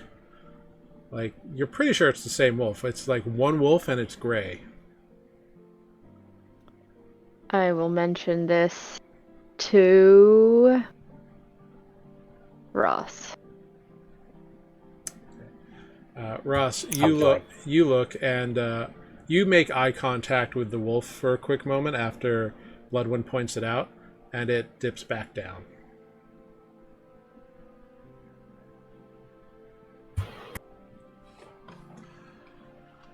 But you get a full 24 miles done in the day. What is your total mileage at this point? 1, 2, 3, 4, 5, 6 times 24 plus 20. 164. Cool. Right? Did I do that right? Yeah, it's been 6 days. Cool. Yeah, great. The next day, Heinrich goes off to the west as you guys curl back east. As he heads off to Ballenpost, very appreciative of your help. However, the night before, Heinrich pulls you aside, Phineas, and has a private conversation with you. Okay. So, Phineas Skyrain, very, very impressive sounding name. So tell me, what would I have to do? What sort of applications are you doing to get into the assembly? Who is your patron there? Just a second. Let me look at my backstory because I don't have it memorized. Watch fall Phineas dies.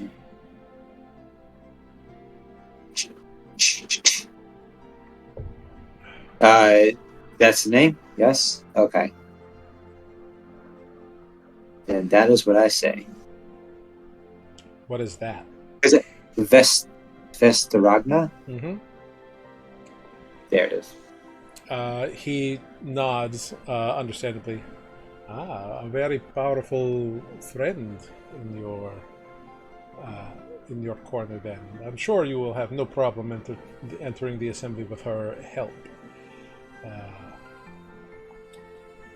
Since you are applying, make sure you look me up. Mikael Heinrich. Mikael Heinrich. I'll write that down. Yes. And I know that Mr. Staragna, she is very fond of Aeorian artifacts. Here's a set of coordinates for you to investigate. This is where I was with my companions. But since you are assembly bound, Perhaps this can speed your way in, and as thanks to you. And he gives you a small scrap of paper that has some coordinates on it, like map coordinates. Okay. 1,000 thanks. This is a boon for me. Thank you. Helping me survive and get to Balin Post is also a boon for me. And besides, I'm not going back there. So have fun. Of course. And just to make sure that I don't run into the same problems you've had, any particular dangers I should watch out for? Or is it really just about the company? Well, I would make sure you have plenty of rations. When I can't tell what you will run into on your path there.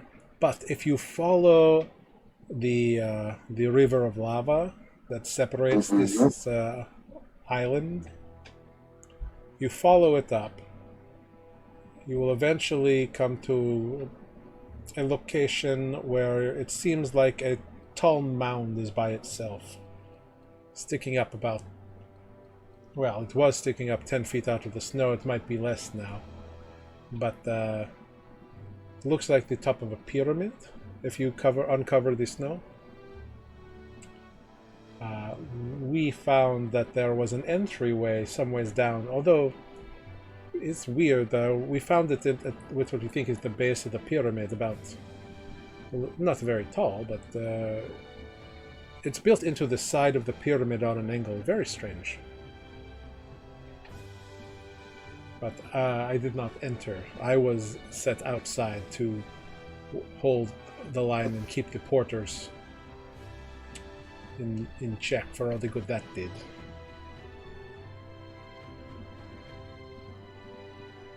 Well, the information you've given me is, again, most beneficial, so I thank you. Of course.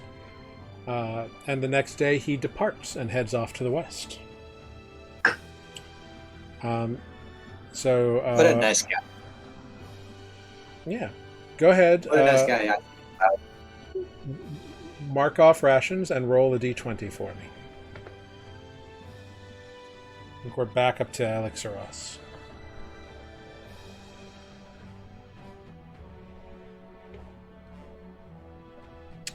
And another clear day with 24 miles of travel.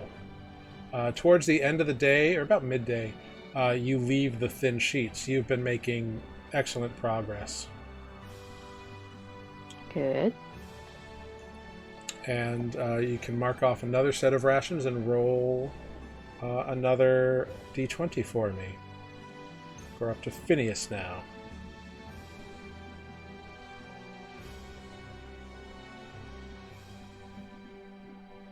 Rose. Cool.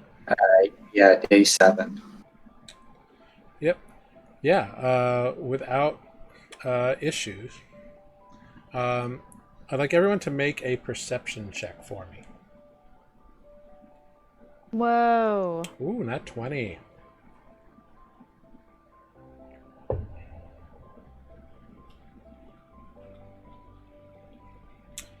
That is correct. Phineas rolled a day 8. Yep. Cool.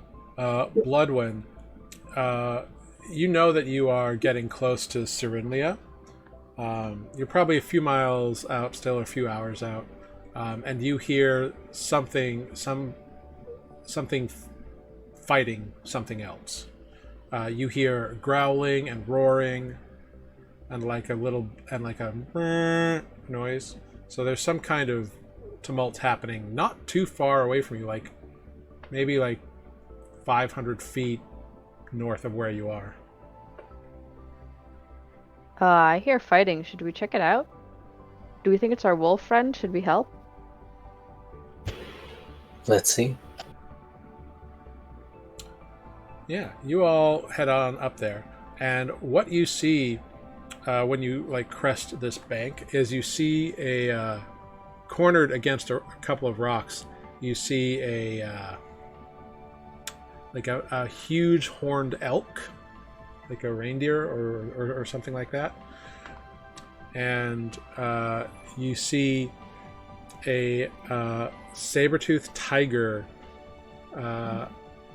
like trying to go and like get it, but you also see that same wolf like standing between the elk, or well, not between the elk and the tiger, but like around on one side of the tiger from the elk, and like the tiger is looking back and forth between the elk and the wolf. All of you make an animal handling check or insight, your choice.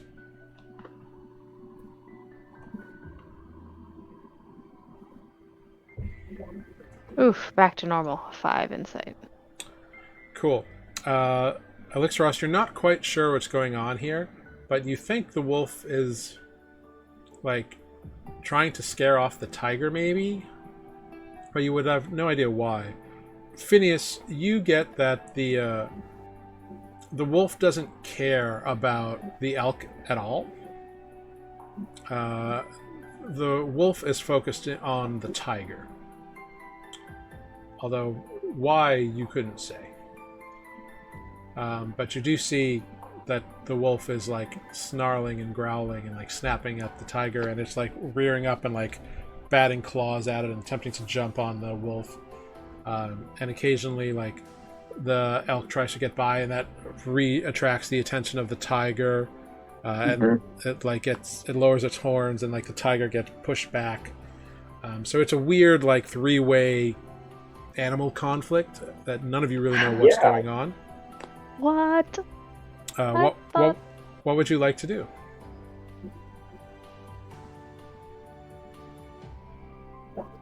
I'm sorry, this is the same wolf that's been following us, right? Yeah. As far as you know, it's a big fluffy gray wolf. Okay, Elixiros, go ahead, make an attack on a saber-toothed tiger.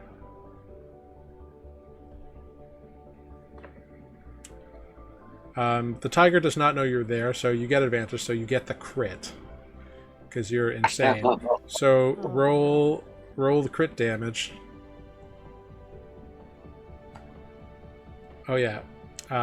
So 14 force damage. This little black ball blasts into the side of the tiger. The tiger's already been injured. And then you blast, and that attracts the tiger's attention, and it sees the four of you. And it makes one last swipe at the wolf, which the wolf like ducks under it, and it scampers off into the wilds. Okay. And as the tiger disappears, the wolf turns back, and like it's been injured a little bit. And the elk kind of takes that moment and like bounds off in another direction away from the tiger, kind of running like 20 feet to the side of you guys. But the wolf just kind of like turns and looks at you. The wolf does not chase after the elk. Weird. But you can see No that chance I could you can see that detect the an wolf opportunity. is injured.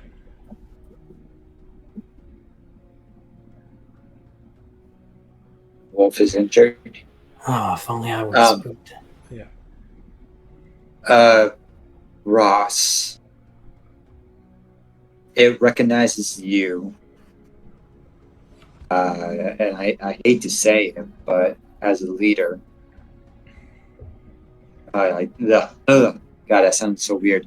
Of this group, perhaps you can coax it over, and I can heal it.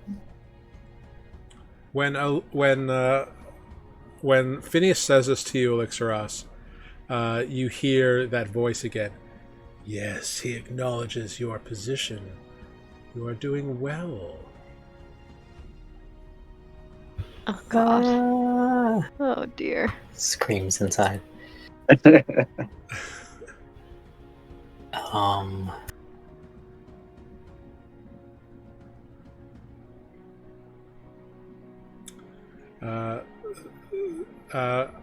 Bloodwin, go ahead, make a survival check for me real quick.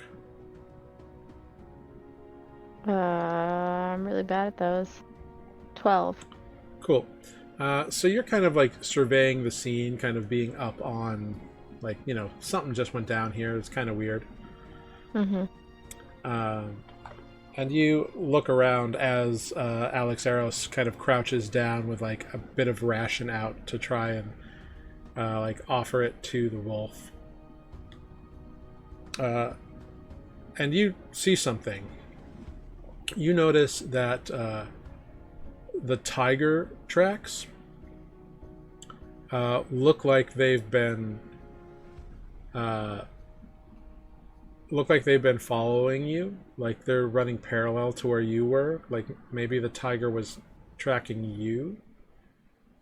And then you see like it's almost like maybe the wolf like scared the tiger off and the elk just got caught in the crossfire, because like the elk wasn't hurt at all, but the wolf was and the tiger was. So it's weird, like... You've been following us? I asked the wolf.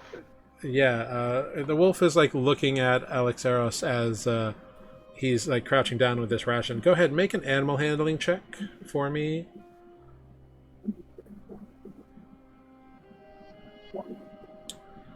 Cool. The wolf like kind of makes its way over to you and kind of sniffs the ration and then begins to nibble it out of your hand. Now that you're like up close to it, make a perception check for me, Alexaros.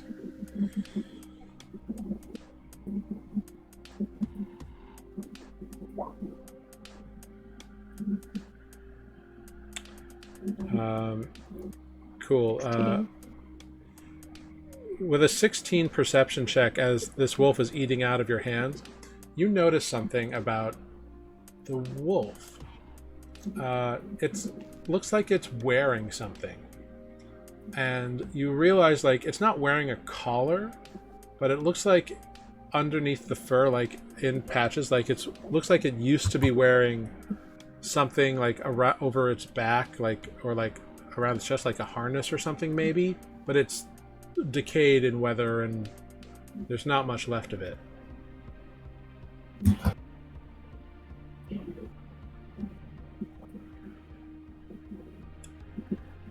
Alright, I'm gonna crouch down next to Ross. Mm-hmm. Carefully, slowly, as to not startle this scene. Yeah, you see that, like, Alexaros turns his head and tells you to come, like, do what you can for the wolf. And as you approach, the wolf kind of growls, and then Alexaros, like, puts his hand up, and, like, it kind of, like, watches you as you approach, but it seems to, like, keep munching on the rations that Alexaros has given it. Wolves and Dragons. It's like my 15-year-old self wrote this. I love it because all of my like spells have been like animal-y, edgelordy things, and This is so funny. the next one's gonna be a wolf. So when there's the opportunity, I'll reach out, place my hand on the wolf, and cast Cure Wounds. Cool, yeah. It allows you to do so because of Alexaros. But you cast the Cure Wounds, and the scars, or the deep cuts, heal up. So yeah. Alexaros, you get the sense that this wolf was, like, not always a wild creature. Like, maybe it's been doing things that like a trained animal would do, or at least one that's not domesticated. It's not that good, but it's behaving not like a fully wild creature.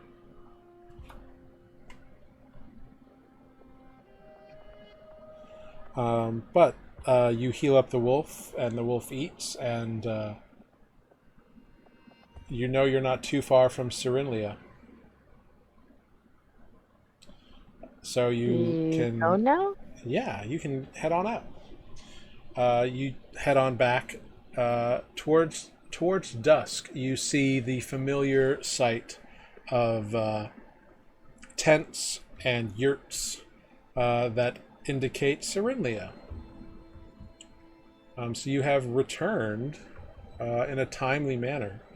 And this last leg of the journey, the wolf has taken to walking within 15 or 20 feet of Elixeros.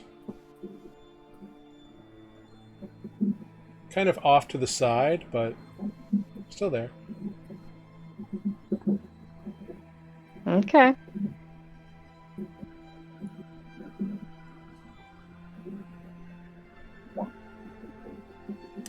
But you have made it back. You have made it back to Syrinlya. Cool. We did it. Yeah. Do you remember where you need to go now with this stuff? Yeah. You can take the vials to the elf, to the buyer, which is very easy to find because it is the largest yurt in town.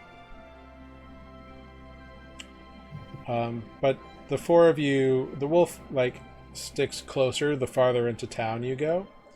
And most of Syrinlya is kind of deserted. It's kind of weird, like people are off. Who knows? But you enter this massive yurt and it's just hit by this pungent scent of incense. And you see the walls are all painted with various arcane images and sigils and runes. There's a brass brazier burning very brightly in the center of the floor. And you can see that there's some very comfortable looking chairs around that brazier.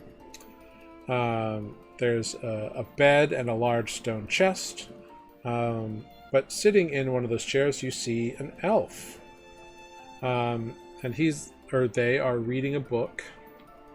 And they look up as you enter and kind of smile. And there is a little tiny dragon creature with butterfly wings sitting in their lap.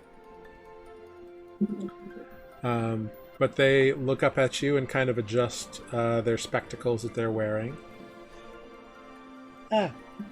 Greetings.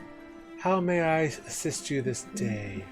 Welcome to my hut here in Syrinlya.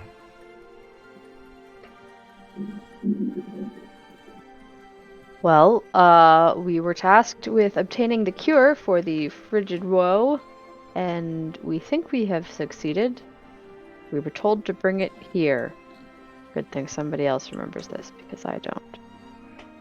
Yes, of course.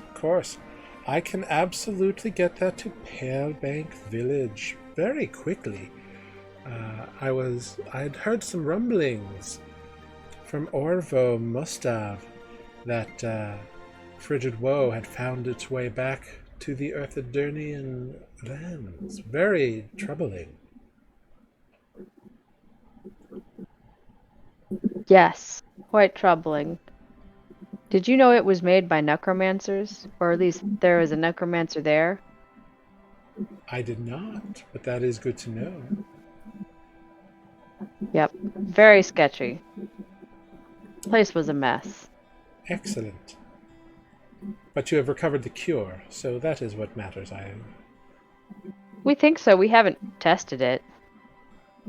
Well, none of you have contracted frigid woe, I believe. Or I hope. Not that we've noticed yet. Correct. Then, no reason to test the antidote on yourselves, then. Usually it is a golden liquid. Oh, well that's good. That's good that somebody knows what they're looking for. Wait. Do you show them the vials? We'll show them at least one. Yeah, so Elixeros, you pull out the vials, and they nod. Yes. They are definitely the cure for frigid woe. Now, do you just have the one vial? Or do you have more that I need to send? We have more. I'm inclined. Oh, I do have some arrows. Lol. Uh, in my imaginary inventory, not my D&D Beyond inventory. Do we need to? Are we worried about contamination? Did any of us touch anything? I'm a little worried. I feel like we should keep one Just in case. Yeah. because we touched Keep some stuff. 2. Keep 2. You want to keep 2? That's fine. Yeah. They don't know how many you have, so. Yeah. We have 20 total. I think. Yes, you have 20. Yeah. So you pass over 18 to them. And they nod and thank you. I will teleport this to Elro immediately. I'm sure he will be very happy to have it. Now.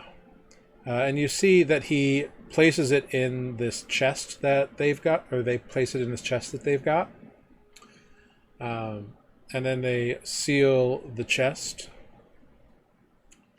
And they conduct a spell, say a magic word, and the chest flares in a bright blue light. And they open the chest, and it is empty. That's cool. Ah, yes. Indeed. And you all match the descriptions provided by Elro. He sent a missive, probably on the same ship that brought you here.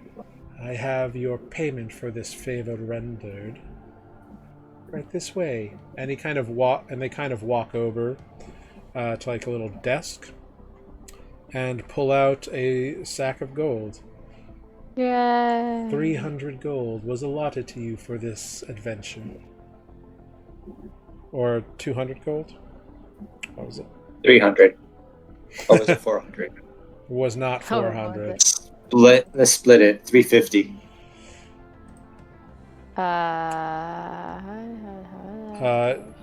It's 200 gold. It was 200 gold. Yeah.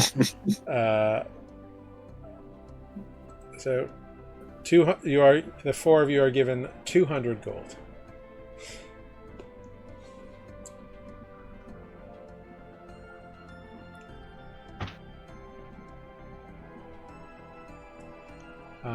You also do have those coins that you collected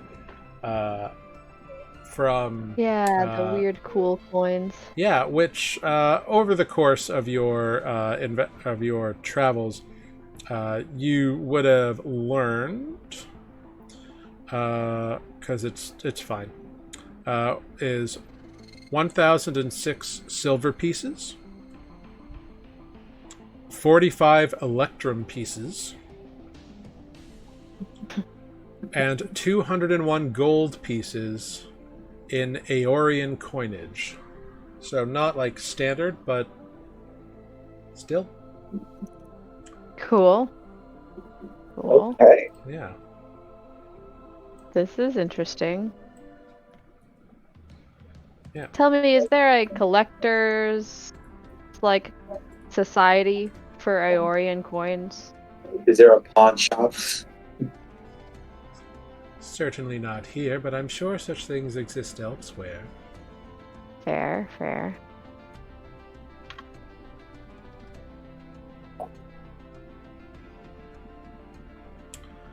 There was in Palebroke. Well, I mean, we have to go back too. It's just gonna take us a while. We got the vials back faster than us.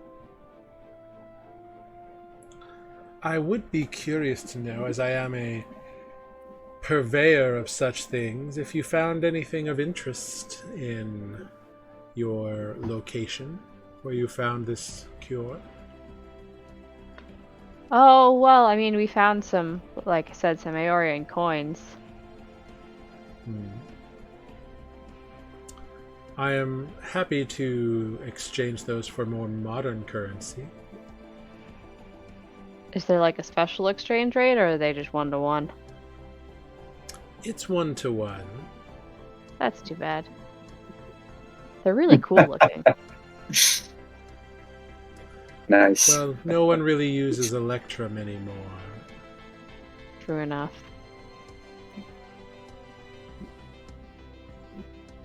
What else? Well, I found the statue of a storm giant.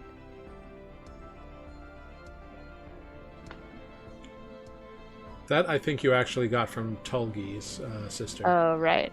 Right. We have, yeah. Alexaros, it's at this point where you think about that weird scroll that you found in the brass tube. Oh, the scroll, and we have an eyeball. And you pull that out. Yeah, you pull that out, and he takes a look at it, and it's interesting. And says, "This is something not necessarily complicated magic, but it is a sort of like a specialized lens. You see, you peer at a paper with hidden runes or a wall through the opalescent film, and answers or whatever hidden message might be revealed. Usually they are kept with strange books or papers or invisible inks. So various such things can be revealed by this."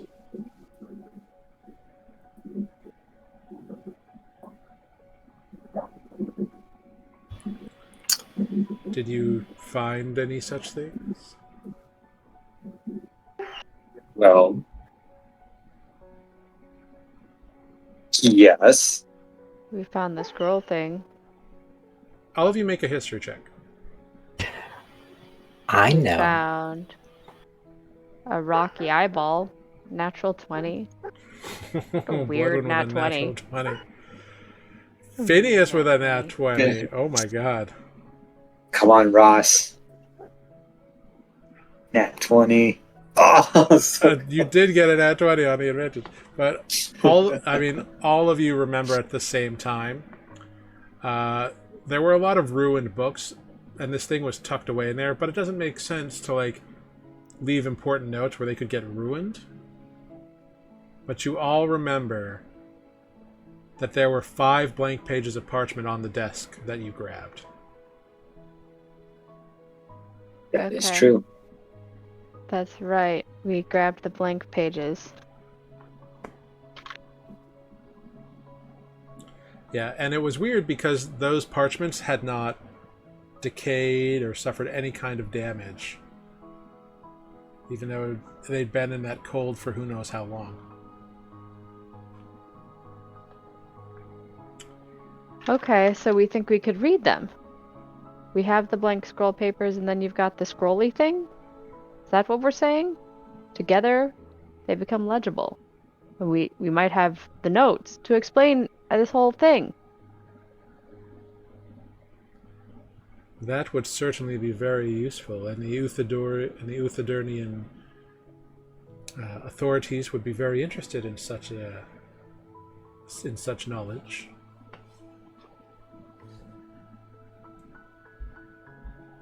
That's good. Do you have them here? May I see them? Let's look at them. Cool. Find out what they are. You And then we produce. can decide what to do. Yeah, you produce the notes, and they place the other scroll above it, and anyone who looks over their shoulder can see that ancient draconic runes become visible that were not there before.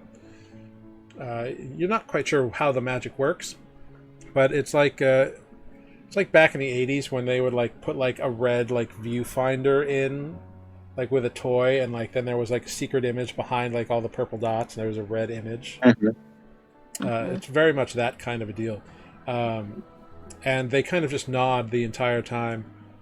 Well, congratulations. It seems you have found not only notes based on the construction of frigid woe, but more importantly, on the curative for it, which means it would be much easier to reproduce. Yay! That is excellent news.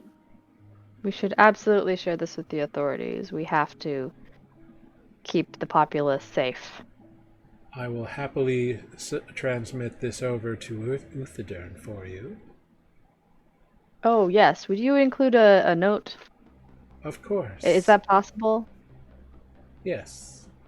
I'm gonna write a short note to my parents. Sure. You write a little letter. They write a little note as well to explain what all this Jim Jam is. And they whoosh, put it in the chest and send it off again. A few minutes later, there's another whoosh in the chest, and they open up the chest, and inside there is a small pouch with a scroll, which they read, and they nod and throw you a pouch. A thank you from the authorities of Uthadern. Inside, you find 3 pearls, 2 small ones, and then 1 big honking one. The buyer then looks at the pearls and says, I would estimate the smaller ones to be about 50 gold each, and the larger one 100 gold. Cool. In value. And you said you had a stone eye? I mean, kind of. Do you produce it for them? Yeah. Yeah, that's the one I got, right? I The think so. sphere. Yeah, it's like a sphere that's I'll like painted bring like an eyeball. Didn't you find that? It was really cool looking. It was in with the cure. Cool.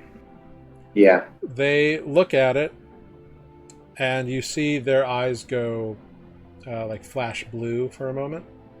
Okay. Oh, casting. Ah. Well, congratulations. What you have found is an Eret's eye. This would replace an eye if you lost your own. If it was mauled out by a creature or a weapon, you can pop this into your empty socket and see normally out of it. That's cool. Wait, just normally? It doesn't give you enhanced visuals? No, Instant it's a zoom? prothesis, not Go an from upgrade. no eye to an eye is pretty fantastic. It certainly I look is at- useful I for look at- those who value depth perception. Yeah. Look at Alkin. Does Alkin have both eyes even though he can't see? He does have both eyes. They are completely scarred over and like white and milky, and Gotcha. they look rough. Like, they don't look usable. But do you think you could use it? You have your eye still, but they're just really damaged.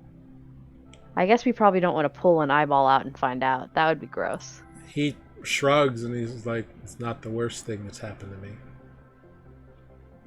Wait, us pulling an eyeball out would not be the worst thing that's happened to you? What What? have you gone through? That doesn't sound good. No, it's not. Do you want an eyeball? I feel like I'm the one who could use it. Yep. I don't know that I want to scoop an eyeball out. Maybe we can find a professional doctor. You Healer. mean the guys with the leeches? They Yeah. exist. The buyer They pipes exist. in. There are none currently in Syrinlya, but certainly back in Palebank or places beyond, there are trained healers who could perhaps implant this. Okay, I think that maybe we do that. Great, so you pass the Eret's Eye off to Alkin. Sure. Yeah. The buyer nods and looks at you all. Is there anything else I can do for you? I guess not. Have a Not at the pleasant moment. evening then. And you can exit the yurt, head back to the one that you were assigned. And you see the wolf kind of like follows after you and kind of like stops at the edge of your yurt, Alixeros, and looks at you.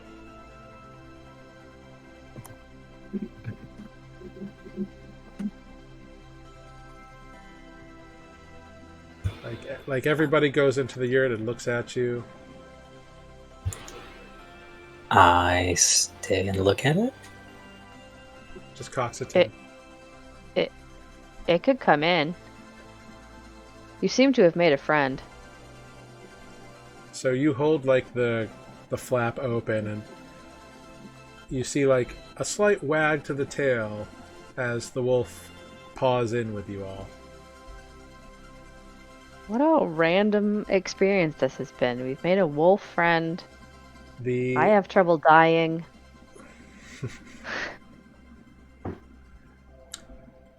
The next morning, you all like get a good rest in because it's the first night you like don't have to keep watch. You're in a like protected area. When you all wake up, you see that Alkin has gone. Oh no! The wolf has curled up close to Alixeros, like within 5 feet of him. And Alkin is gone. You see a note in a very scrabbly hand. Like it's not like you can tell that like whoever wrote it like couldn't see lines where it was, and it's very obvious as you read it that it's from Alkin, and it just says, I caught an early fishing ship back to Pale Bank. I have to go.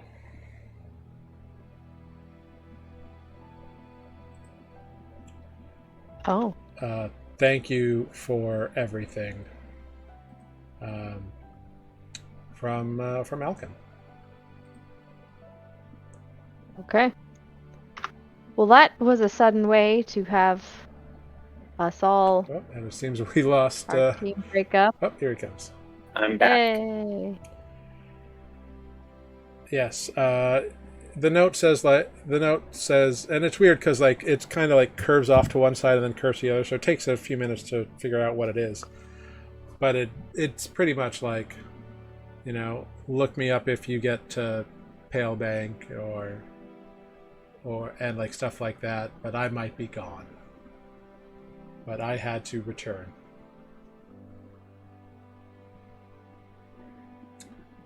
All right. And that is where we will end tonight's session of Forged in Ice. All right. Just in time for the barking party. Yes, Alkin has left your group. You have a wolf hanging out with you in your yurt here in Syrinlya. And you have saved Pale Bank Village. Or at least hopefully you haven't like done a full check-in, but like hopefully you think the math adds up so that you've saved the family at the very least. Right. Somebody's not dead. But yeah, we'll pick up there next week. Phineas has maybe a lead on something, which I don't think he has shared with anybody yet. Not yet, Dun, dun, but I dun. will. But he will. Wonderful. Well, thank you for playing, players, and thank you everyone who joined us this evening. Thank you, I've Got It. Thank you, Chaotic Vito. Thank you, Sun. Thank you, NYC Zom, for coming out, following us, giving us a like and a chance. Big shout outs again to Irenixis and Chaotic Vito for giving us a follow. Muchas gracias, señores y señoras. I'm sorry, I don't know the non-gender specific Spanish, so personas, I guess. But thank you all for joining us. We're going to go around. We're going to say some quick goodbyes, and I'll figure out who we're going to raid as a result of tonight's things. Oh, and by the way, congratulations! You've just completed the official module from Explorer's Guide to Wildmount Frozen Sick. We did it. Changed a few things around, but you done completed the module. So good job. The next few episodes will be entirely yours. Which, speaking of, originally this was going to be a 10-episode miniseries, but based on how things have worked out, it may be 11 or 12. So we'll have to kind of roll with that. Hopefully, it's no more than 11, but I reserve the right for a 12. We'll see. As long as it doesn't turn into The Hobbit. And also, congratulations, you all level up at the end after this long rest. You are level 3! Yay. Level 3, Finally. everybody. So you can roll hit dice if you want to roll. You can take the average. Real quick, anybody get anything cool at level 3 they want to share? Let's go down the ladder. Elixaros, you got anything at level 3 that's really cool? You do, as a warlock, get your pact blessing, I believe. And Oh yeah. And so you can figure out what that's going to be. Bloodwind gets to choose her barbarian path. Yep. And Phineas gets to choose his artificer specialty, I believe. That is correct. I am Iron Man. So wait, which Iron Man? Which are you? Are you Tony Stark Iron Man, or are you Iron Man, or are you Warforged, or are you? Tony Stark no, Iron Man. That's the vibe I'm going for. Wonderful. Well, great. I look forward to hearing what y'all have done and getting your roles. So let's go around and say our goodbyes. Let's start at the bottom of the rung with Mike, or with Phineas. Thank you all for watching us survive the dungeon, thanks to my brilliance and quick thinking. Could not have done it without Bloodwind and Alken. Am I forgetting anyone? The wolf. No, the wolf. That's right. At the very end. From the Siberian tiger. What? Sabertooth. Yeah. So catch us next week for the next adventure. Thank you so much. Moving on up, we've got Bloodwind. Well, my compatriot Phineas, Mike the Phineas, has really said it all. Thanks for watching. If you missed the beginning of this module, you can check it out on YouTube, Nuuli Forged. We don't have the vanity URL yet because we don't have enough subscribers or followers or however that. Well, YouTube they've changed it now. It's just at Nuuli Forged. So okay, it's kind of like a username, sort of. I don't know. It's weird. But we always need more subscribers. So right, subscribe, share that stuff. Check out all the normal campaign, and okay, love you, bye. Thank you very much. Moving up to Elixaros. Who's right is trying to be quiet. Matt says goodbye and Ravenites rule. Thank you for joining us from London in a hostel, Matt.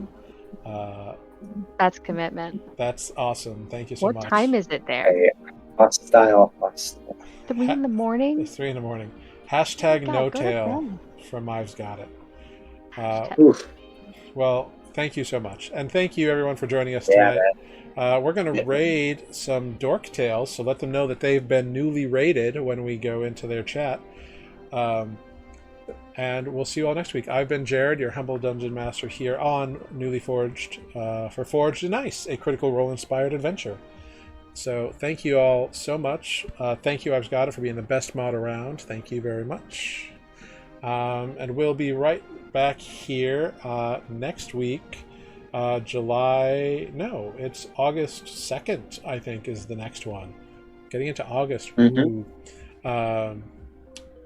Winter can't come soon enough. I hate the heat. But thank you all very much. Check out all of our socials. As Amber said, at Nuuli Forged, we're on the threads too now. And the Twitter, the Facebook, the Instagram, the YouTube. We also, I think, have Mastodon and Hive, but I couldn't tell you what's going on there. There are people who do that.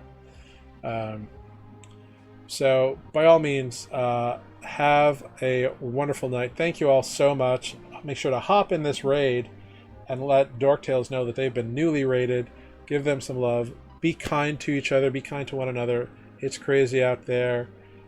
Just have a wonderful, wonderful week, and we'll see you back here on Wednesday at 7:30 p.m. Eastern Time for Episode 8 of Forged in Ice.